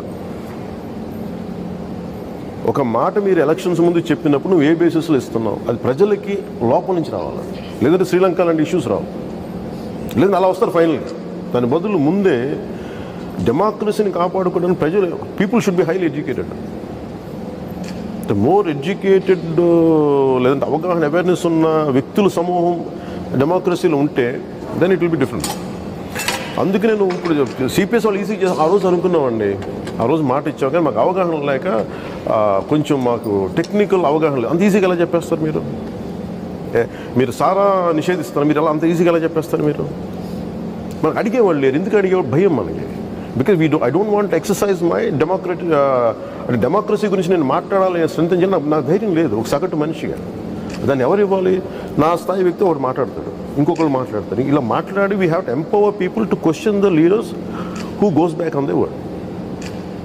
సో నేను అనుకుంది ఏంటంటే వీళ్ళు ఇప్పుడు వైసీపీ ఏం చెప్తారు, సిపిఎస్ మీద రద్దు చేస్తూ ఉన్నాం, చప్పట్లు కొట్టేస్తారు, నమ్ముతాను కదా. ఈ స్థాయి వ్యక్తి ఒకటి వచ్చి కూర్చొని ఇన్ని లక్షల ముందు చెప్తున్నారంటే దట్ బికమ్స్ అది అది ఏముంటుందని అది ఒక ఆర్డర్ అయిపోతుంది.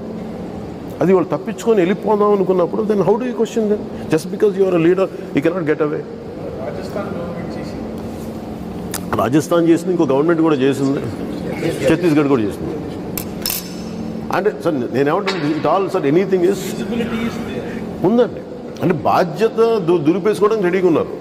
మీరు లక్షల కోట్లు ఇక్కడి నుంచి విదేశాలకు తరలించడానికి మీకు తెలివితేటలు ఉన్నప్పుడు 1 లక్ష కోట్లు మీరు ఇక్కడ వీళ్ళ మీద ఎందుకు పెట్టలేరు? మీకు ఇదే భారం అనుకున్నప్పుడు ఏదో 140 ఏళ్ళకి ఇన్ని లక్ష కోట్లు అయిపోతుంది. అప్పుడు దాకా ఎవడు చూశాడు?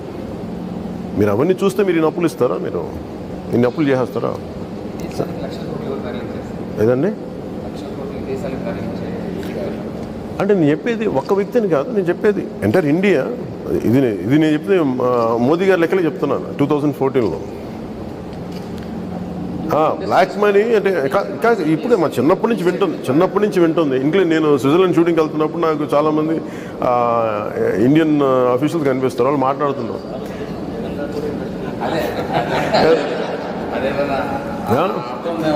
అంటే అలాగా నేను అది ఇప్పుడు 1 లక్ష కోట్లు అప్పు అంటే పెద్ద ఇష్యూ కానప్పుడు దాని గురించి మాట్లాడడం ప్రయోజనం ఏంటంటాను? అవినీతి ఆరోపణ, అవినీతి ప్రజలకు ఇష్యూ కానప్పుడు దాని మీద ప్రయోజనం ఏంటి మాట్లాడాలి?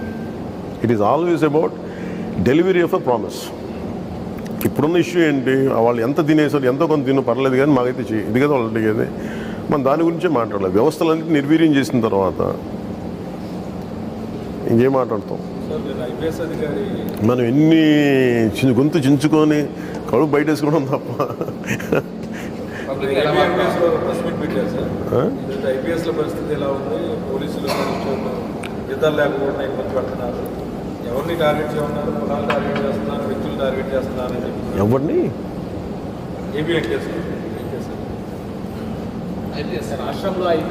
అది అవును. అది అంటే నేను మొన్న కూడా మాట్లాడాను పోలీసుల గురించి. ఒకసారి ఐ కమ్ బ్యాక్. మీరు అన్నారు ఏంటో వాళ్ళే చెప్తా. అంటే ప్రాబ్లం అదే నా కడుపు కాలిపోవచ్చు. అప్పుడు దాకా నాకు అర్థం కాదు.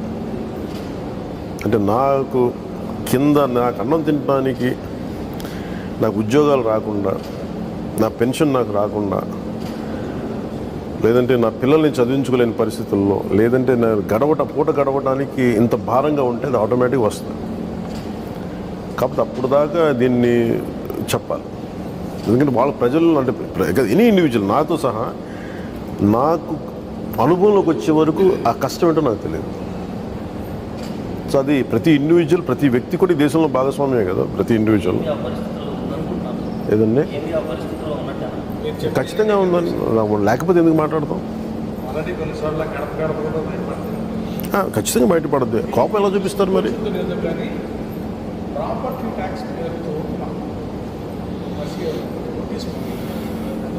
రౌండ్ ఫిగర్ తీశారు 12,000 గంటలు. నేను వాళ్ళ వెబ్సైట్లోకి వెళ్ళి చూస్తే స్కావెంజింగ్ ట్యాక్స్ 870. ఏంటో నాకు అర్థం కాదు. స్కావెంజింగ్ ట్యాక్స్, డ్రైనేజ్ ట్యాక్స్ వేరు, అది వేరా డ్రైనేజ్ అంటే రెండు ఒక పని కాదా? లైటింగ్ ట్యాక్స్, చెత్త ఇంట్లో చెత్త బయటికి స్కావెంజింగ్ ట్యాక్స్ మళ్ళీ ఇంటికి వచ్చి మళ్ళీ అడుగుతారు నెలకు 100. ఇది 875 రూపాయలు ప్లస్ 6 నెలలు తీశారు. లైటింగ్ ట్యాక్స్, తర్వాత వాటర్ ట్యాక్స్ అని 290 రూపాయలు 6 నెలలకు తీశారు. మళ్ళీ సంవత్సరానికి 6,000 రూపాయలు వాటర్ ట్యాక్స్ దీనికి కట్టించారు. తర్వాత ఇంకొకటి ఇంట్రెస్టింగ్, అనాథరైజ్డ్ పెనాల్టీ. అంటే అది ఎవరు నిర్ధారిస్తారు ఏది అనాథరైజ్డ్ అని? అనాథరైజ్డ్ పెనాల్టీ రాశారు. అనాథరైజ్డ్ పెనాల్టీ 212 రూపాయలు. పెనాల్టీ అనాథరైజ్డ్ డెవలప్మెంట్ డిసెంట్రలైజేషన్ అసలు ఇది మాట్లాడలేదే. దీని మీద లేదు ఇది నేను అంటే మీరు నమ్మరు, ఎన్ని ఇష్యూస్ ఉన్నాయంటే అది అసలు ఒకటి కాదు, అది తుంపరికి వస్తానే ఉన్నాయి, కలిసిపోతున్నా కరెక్ట్గా మాట్లాడాలండి. ఒకటైతే రెండైతే నాలుగైతే మాట్లాడచ్చు. ఈరోజు ఈ మాట మాట్లాడే రేపు కూడా వస్తుంది. అలా ఉన్నాయి. నేను అనుకున్నా ఇందులో 3-4 పుస్తకాలు వైసీపీ చేసిన పనుల గురించి ఉన్నాయి. మా పరిస్థితులు అలాగే ఉదయం ఒక ఇష్యూ దగ్గర చూస్తే మధ్యాహ్నం చేంజ్ అయిపోయింది. మధ్యాహ్నం ఒక ఇష్యూ మళ్ళీ మార్చి అంటే దారుణం ఏంటంటే వాళ్ళు సపోర్ట్ చేస్తున్న విధానం ఇంకా అసలు విచిత్రంగా ఉండదు. దీంట్లో ఒక లైన్ పెట్టేశారు కదా, శ్రీలంక పరిస్థితులకి ఏంటి పోతాడు దూరం సార్. గడప గడపకు బాదురే బాదురే అని మీరేం పేరు పెట్టారు సార్? ఏమంటే గడప గడపకే గడప గడపకి వైసీపీ పెట్టారు, బాదురే బాదురే టీడీపీ పెట్టారు, మీరెలా లేదు గడపకే బాధలు. అంటే అలాగే అంటే అంటే నాకు లాట్ అంటే మీరు ఇంకా పదం నామినిక్లేచర్ ఇంకా ఆలోచించలేదు కానీ అంటే we want reach out to people. అంటే నిజంగా నాకున్న మా అందరికి ఉన్న కోరిక ఏంటంటే we want make sure we want strengthen. One is to strengthen democracy, to make sure Andhra Pradesh political leadership should be accountable and people should B aware of democracy and they should be take responsibility into their hands for a strong democracy, for a healthy democracy. ఇది ఉంది. So దానికి తగ్గ పదప్రయోగం ఏమొస్తుందో ఎతకాలి. Sir 2014లో TDP నుంచి నన్ను అడిగారు కాబట్టి support చేశాను. So if they want నేను సపోర్ట్ చేయడానికి సిద్ధంగానే ఉన్నాను. వాళ్ళు వస్తారని మీరు వెయిట్ చేస్తున్నారా? అంటే మీరు ఏంటంటే వ్యక్తిగతంగా లేదు అంటే అలాగే కాబట్టి వై కెన్ యూ గో అని కొంతమంది క్వశ్చన్ చేస్తారు.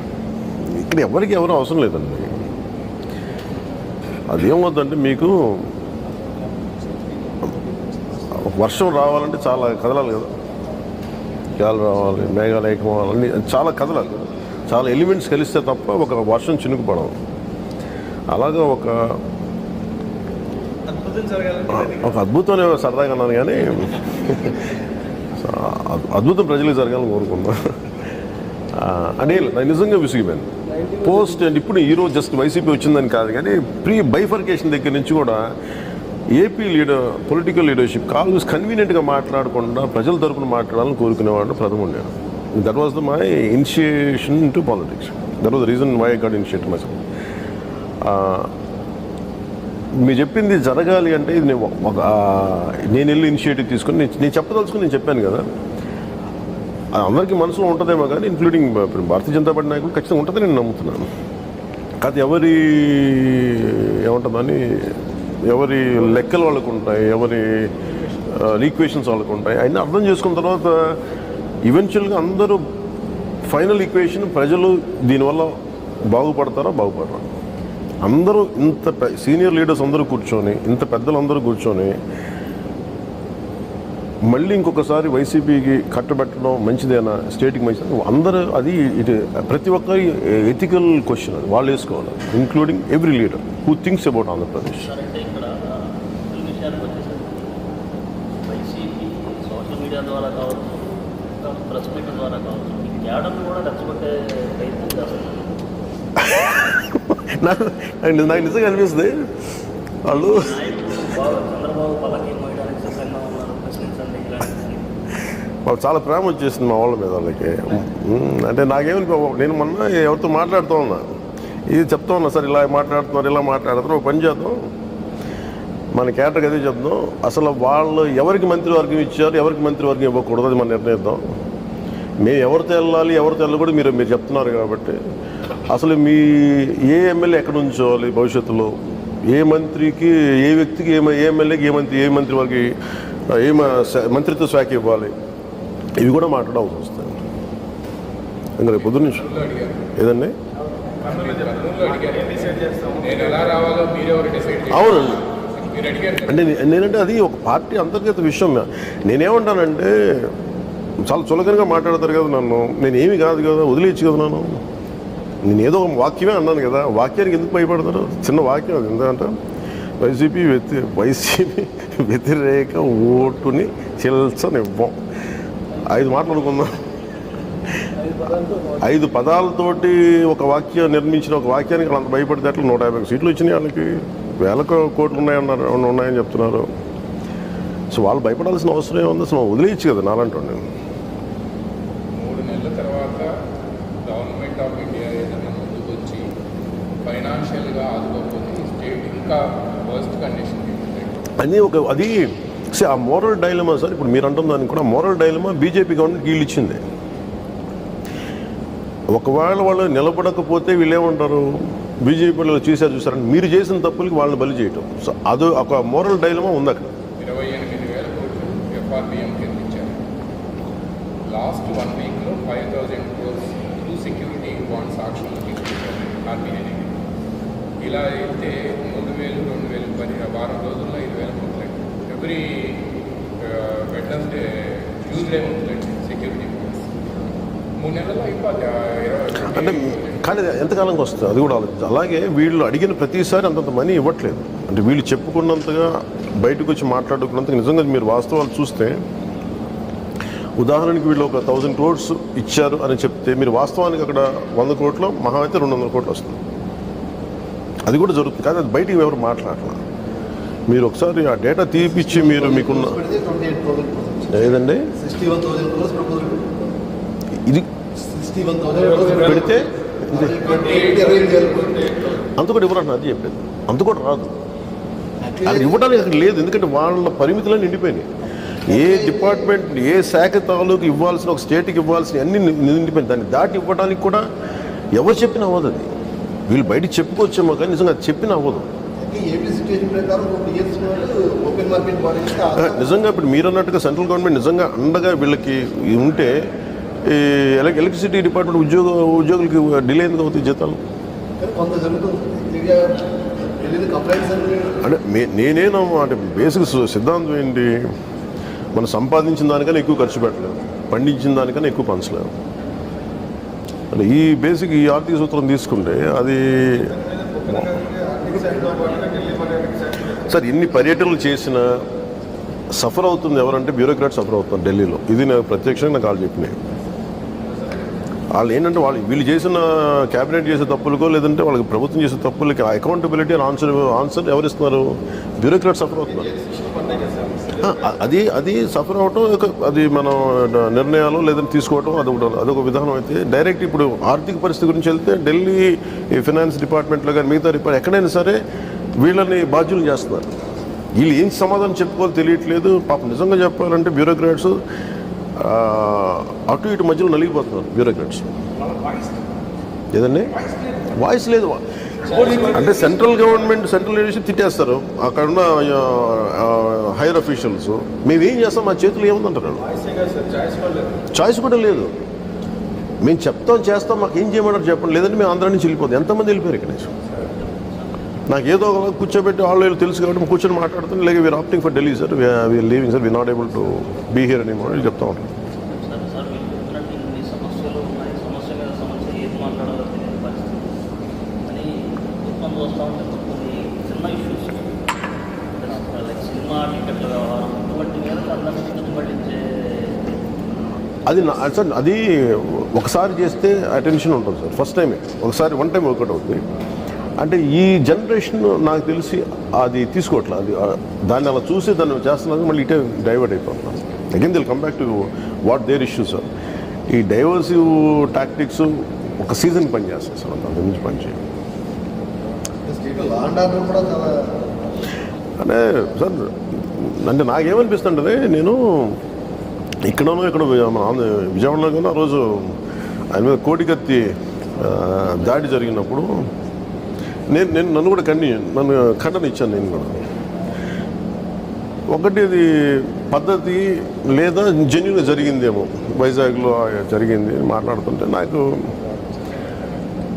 నేను నరసింహన్ గారిని కూడా చూశాను ఆ రోజు. అంటే నేను తర్వాత ఢిల్లీ నరసింహ గారితో మాట్లాడుతుంటే నిజంగా అటాక్ జరిగింది ఇట్లా చెప్పాను. నాకు అర్థం కాదు ఏంటంటే ఆంధ్రప్రదేశ్ పోలీసుని మేము నమ్మలేము, ఆంధ్రప్రదేశ్ పోలీసుని మేము నమ్మలేము. అందువల్ల మాకు రక్షణ కావాలి, లేదంటే మేము ఈ కేసు మేము దర్యాప్తు చేయలేము, వీళ్ళు నాకు నమ్మకం లేదని చెప్పి వచ్చిన తర్వాత మరి ఆంధ్రప్రదేశ్ పోలీసు ఈ రోజున వీళ్ళ కంట్రోల్లో, వైసీపీ కంట్రోల్లో ఉంది కదా, మరి ఎందుకు దాన్ని దర్యాప్తు చేయనివ్వరు?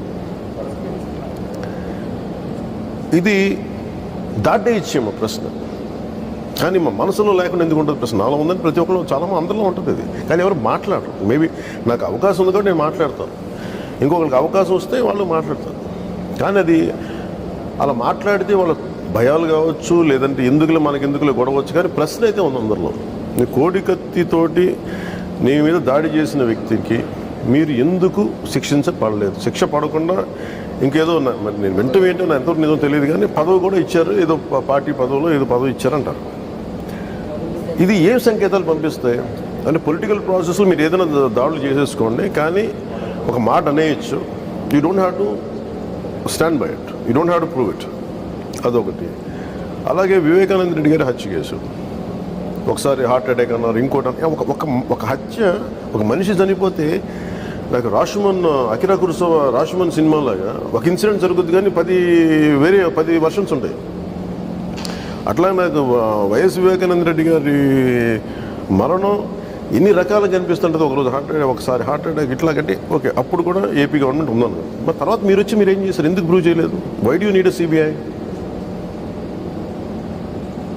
అంటే ఇవన్నీ ఏం చేస్తాయి? ఓకే, మీరు అధికారంలో ఉన్నారు, ఇంకోటి చేస్తారు, కానీ లా అండ్ ఆర్డర్ ఎందుకు క్షీణించిపోద్దంటే ప్రతి క్రిమినల్కి ధైర్యం వస్తుంది. ఎనీ క్రిమినల్ మైండ్ సెట్ ఉన్న ప్రతి ఒక్కడు కూడా మనం చేస్తే మనల్ని పోలీసులు పట్టుకోలేరు. లా అండ్ ఆర్డర్ ఎప్పుడు కూడా ఇక్కడ దిగజారడం ప్రారంభిస్తే it will trickle down to the at least bottom దాకా వెళ్ళిపోతుంది. సో వీళ్ళు స్టార్ట్ చేసింది ఏంటి? లా అండ్ ఆర్డర్ నిజంగా బలంగా లేకపోతే మటుకు ఇన్వెస్ట్మెంట్స్ రావు, క్షేమం ఉండదు, భద్రతలు ఉండవు, భద్రతా భావన లేని సమాజంలో నడుస్తుంది.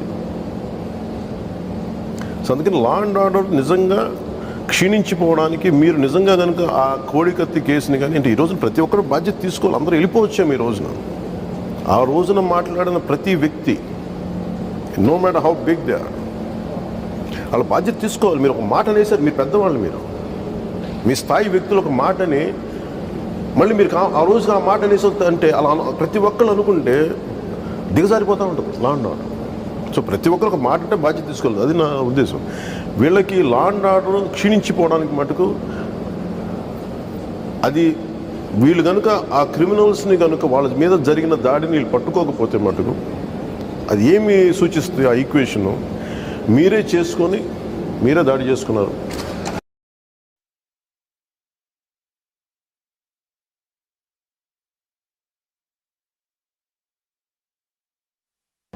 లేదు చూడలేదు, ముందు అన్నీ జరగనివ్వండి, అన్నీ రానివ్వండి. నేను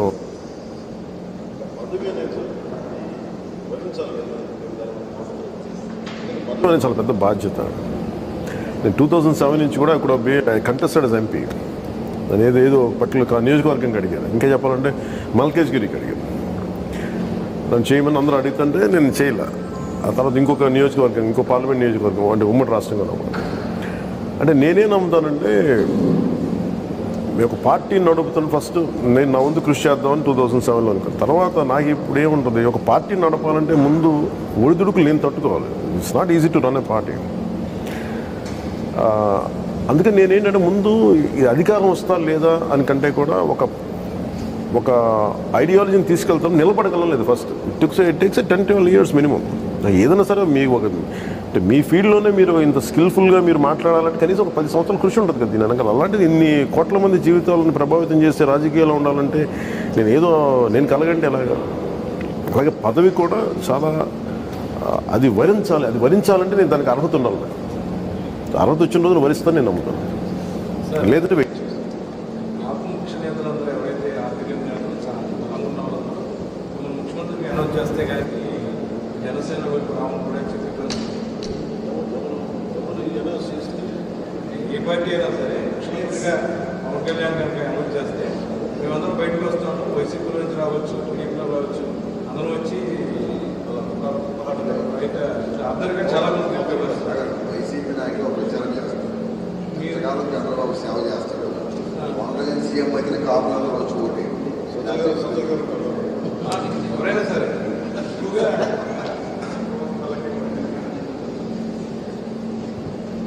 20% ఓటు బ్యాంక్ ఉంది మాది కూడా. కాబట్టి మేము ఆయన ముఖ్యమంత్రిగా చూడాలనుకుంటున్నాం. మనం చేయాల్సిన అవసరం ఇప్పుడు చేయాల్సిన అవసరం మనకే ఆలోచన విధానాలు ప్రజలు చేస్తారు కదా. ఇప్పుడు చేస్తే అదే ఆలోచించాలి.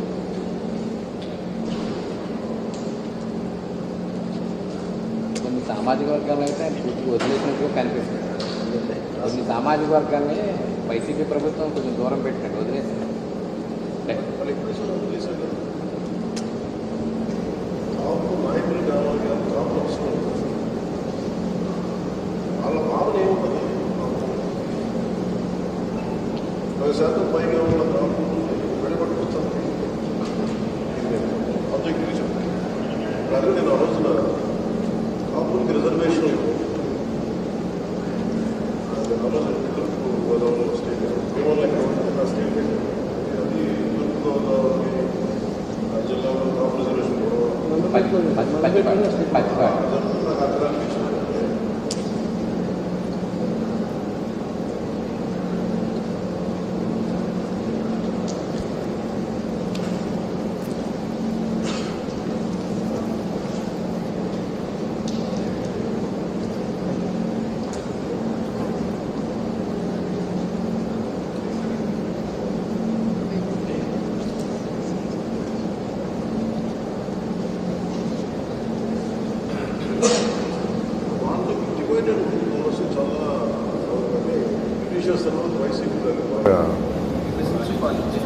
విభజించు పాలించు అనేది చాలా పతాక స్థాయికి తీసుకెళ్ళి. అంటే సంఖ్యాబలం ఉన్న కులాల్లో పోటీతత్వం ఎక్కువ ఉండదు.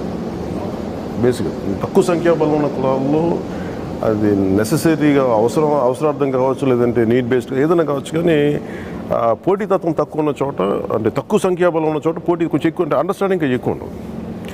ఇప్పుడు సంఖ్యాబలం ఉన్న కులాల్లో ఐక్యత సాధించడం చాలా కష్టం. అందుకని బీసీల్లో కూడా పోరాటానికి నేను చాలాసార్లు మన భీమవరంలో కూడా చెప్పాను, బీసీలు అందరూ ఏకం కావాలని అనుకుంటాం. కానీ పోరాటానికి బీసీల హక్కుల కోసం ఏకమవ్వగలిగే వాళ్ళు ఎలక్షన్ టైంకి వచ్చేటప్పటికి మనం ఈ బీసీకి ఇద్దాం, మన బీసీలు చేద్దాం అనుకునేట్టు ఉండదు. అలాగే కాపులకు కూడా ఆయన వాళ్ళు వైసీపీ నాయకుడు చెప్పింది అంటే రిజర్వేషన్లు మేము ఇవ్వం అని అంత ఖరాఖండిగా చెప్పగలగాలంటే వాళ్ళని 1-2 ఉంటాయి దాని వెనక ఆలోచన. ఒకటి, మీరు అవసరం లేదని చెప్పడం, లేదు మీకు వేరే గత్యంతరం కూడా లేదు. ఎందుకంటే మీరు ఈజీగా మిమ్మల్ని కొనేయచ్చు. ఎందుకంటే మీ నాయకులు మా దగ్గరికి వచ్చేస్తారు. సో మీరు ఇలాంటి భావన లేకపోతే మటుకు కాపులు నా మాట అన్నాం. ఏ బాధ్యత గల ఏ వ్యక్తి కూడా మాట అండి.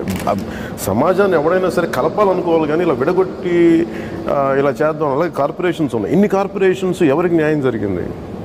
ఒక కాపుల గురించే కాదు, ఇన్ని కార్పొరేషన్స్కు ఏ కార్పొరేషన్కి నిధులు లేవు, ఉన్న నిధులన్నీ ఉన్నా వేరే వాటికి మళ్ళీ చేయటం, ఒక నామకే వస్తే వాళ్ళ పదవులు నింపుకోవడానికి ఆ కార్పొరేషన్స్ ఇచ్చారు తప్ప.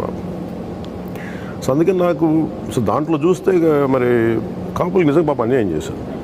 Sir last question, R Krishnaiah గారికి ఇప్పుడు రాజ్యసభకి సో బీసీకి పెద్దపీట వేయడానికి చెప్తున్నారు అంటే మీరు ఎలా చూస్తున్నారు? ఇప్పుడు ఆయన బీసీ ఆర్ కృష్ణయ్య గారు చాలా పెద్ద నాయకుడు, ఖచ్చితంగా బీసీ. కానీ నాకు ఆయన 2007 నుంచి నాకు తెలుసు ఆయన వ్యక్తిగతంగా. చాలా. అలాగే నేను ఆయన ఎల్బీ నగర్లో పోటీ చేసినప్పుడు నా తరపున టీడీపీ తరపున అనుకుంటా ఎల్బీ నగర్లో చేస్తే నాకు సపోర్ట్ చేశాను ఆయన కానీ. Is big leader. అంటే నేను దీన్ని ఎలా చూస్తానంటే, ఉదాహరణకి భీమవరంలో బీసీలతో నాయకులందరితో కూర్చున్నప్పుడు అక్కడ జనరేషన్ గ్యాప్ ఉంది. 30-35 ఏళ్ళ కుర్రోళ్ళు వాళ్ళు ఏమంటున్నారు అన్న, మేము 2004 నుంచి మన చిన్నపిల్లలు అన్నారు, 2009లో మేము చిన్నపిల్లలు, 2014 చిన్నపిల్లలు, ఇప్పుడు 2018 కూడా ఇంకా మేము చిన్నపిల్లలు. అందరూ నా కొడుకు 4 ఏళ్ళు అన్న, ఇంకా నేను నా కొడుకు ఫస్ట్ అయితే 4 తరగతి చదువుతున్నాడు, వాడికి 10-12 ఏళ్ళు వచ్చినాయి, ఇంకా మీ చిన్నవాళ్ళరా మీకు తెలియదు అంటారు ఏంటో అని చెప్పి విరక్తిగా మాట్లాడారు. సో కులాల బీసీ గ్రూపుల మధ్య కూడా ఇది మొన్న ఈ మధ్యన కూడా నేను తెలంగాణలో బీసీలకు ఏదో సభ పెడుతున్నా రామండి అంటే, సదస్సుల వరకు బాగుంది బీసీలు ఏకం కావటం. ఎలక్షన్కి వచ్చేటప్పటికి మనం ఎందుకు ఏకతాటిపైన ఉండరు అంటే ఒక జనరేషన్ దానికి అర్థమవుతుంది. ఎందుకంటే వాళ్ళు ఒక ఆశతో ముందుకు వచ్చారు, కానీ ఆ జనరేషన్ గ్యాప్ ఉంది బీసీ నాయకులు ఖచ్చితంగా. అలాగే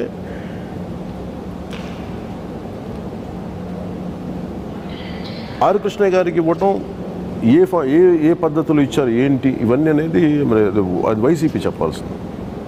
నాకేమైనా మరి ఏం ఆలోచించి చెప్పారు మరి అంటే ఇక్కడ అంటే నాకు ఆంధ్రాలో ఆయన ప్రభావం ఎంతో నాకు తెలియదు. నాకు ఆయన తెలంగాణలో ఆయన అలాగే ఆంధ్రాలో బీసీ మూమెంట్ ఏదన్నా అంటే ఆయన బీసీ నాయకులు కూడా చూస్తారు అక్కడ దాకా.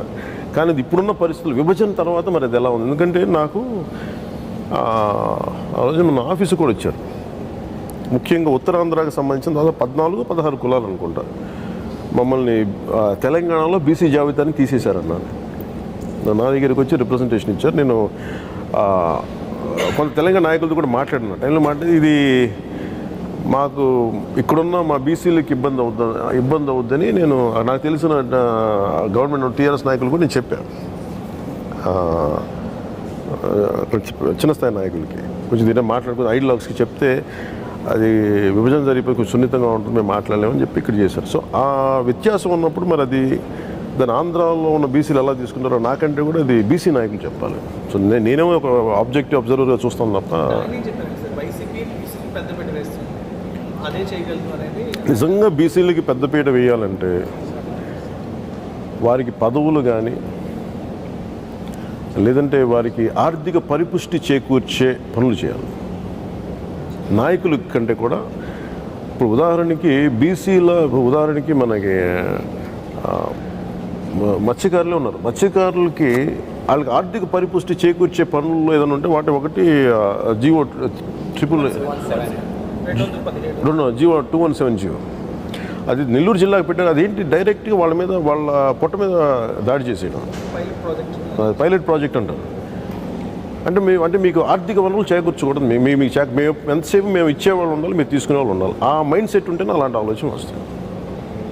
సో బీసీలకి ఏది ఇచ్చాము వీటన్నిటికంటే కూడా ఇప్పుడు బూర నరసయ్య గౌడ్ గారు వీళ్ళందరూ చెప్పేది ఏంటంటే ఆర్థిక పరిపుష్టి చేకూర్చే పనులు మీరేం చేస్తున్నారు, మరి ఆర్థికంగా బలపడే విధంగా మీ పాలసీలు ఎలా ఉన్నాయి. ఎంతసేపు మీకు ఒక 5,000 ఇచ్చాం, 10,000 ఇచ్చాం, 15,000 ఇచ్చి ఇవి మాట్లాడతారు తప్ప నువ్వు ఒక 10 లక్షలు సంపాదించుకోగలిగే ఇలాంటి ఒక ఇది పెడుతున్నావు, ఏదంటే ఒక పాలసీ పెడుతున్నావు, ఒక పరిశ్రమ పెడుతున్నావు, మీరు స్కిల్డ్ వ్యక్తులు మీకు ఇట్లా ఈ విధంగా అలా ఎందుకు ఆలోచించరు? They don't want to empower people as long as వాళ్ళు ఎంతసేపు ఇట్లా అడిగేవాళ్ళ ఉండాలి కానీ వీళ్ళు ఇచ్చేవాళ్ళ ఉండాలి. ఈ మైండ్ సెట్ మారాలి. నిజంగా ఆ రోజు వాళ్ళకి ఆ చెయ్యి కింద చాచే మైండ్ సెట్ ఆ పరిస్థితి లేకుండా అప్పుడు నిజంగా బీసీలకి ప్రయోజనం.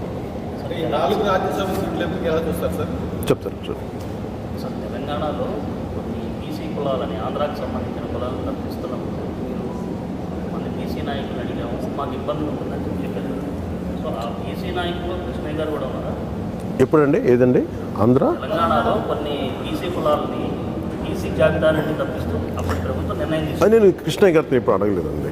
నేను అడిగింది టీఆర్ఎస్ నాయకులు. ఆ రోజున కృష్ణయ్య గారి మనసు నేను అట్లా ఆలోచించలేదు. అంటే ఆయన చేతిలో లేదు కదా గవర్నమెంట్ సంబంధించిన ఒక కొంత సెక్రటరీస్ అడిగాను, తర్వాత ఒకరిద్దరు ఎమ్మెల్యేస్తో మాట్లాడాను. లేదండి మాట్లాడలేదా? కారణం ఏం తెలియదు నాకు. మాట్లాడుండొచ్చేమో కదా, ఖచ్చితంగా మాట్లాడుండాలి ఆయన. లేదా అది కొంతమంది మాట్లాడారు సార్. మరి ఆయన మాట్లాడారు లేదు తెలియదు కానీ కొంతమంది మాట్లాడారు.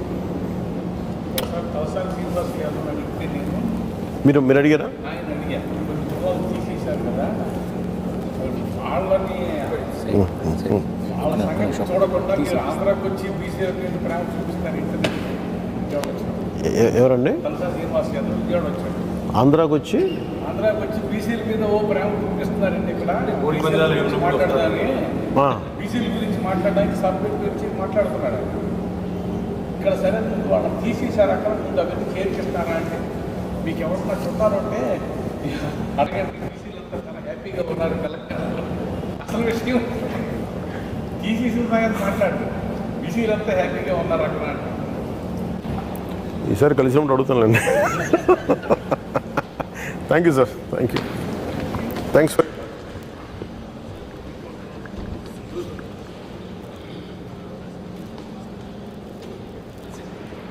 ఫ్యూచర్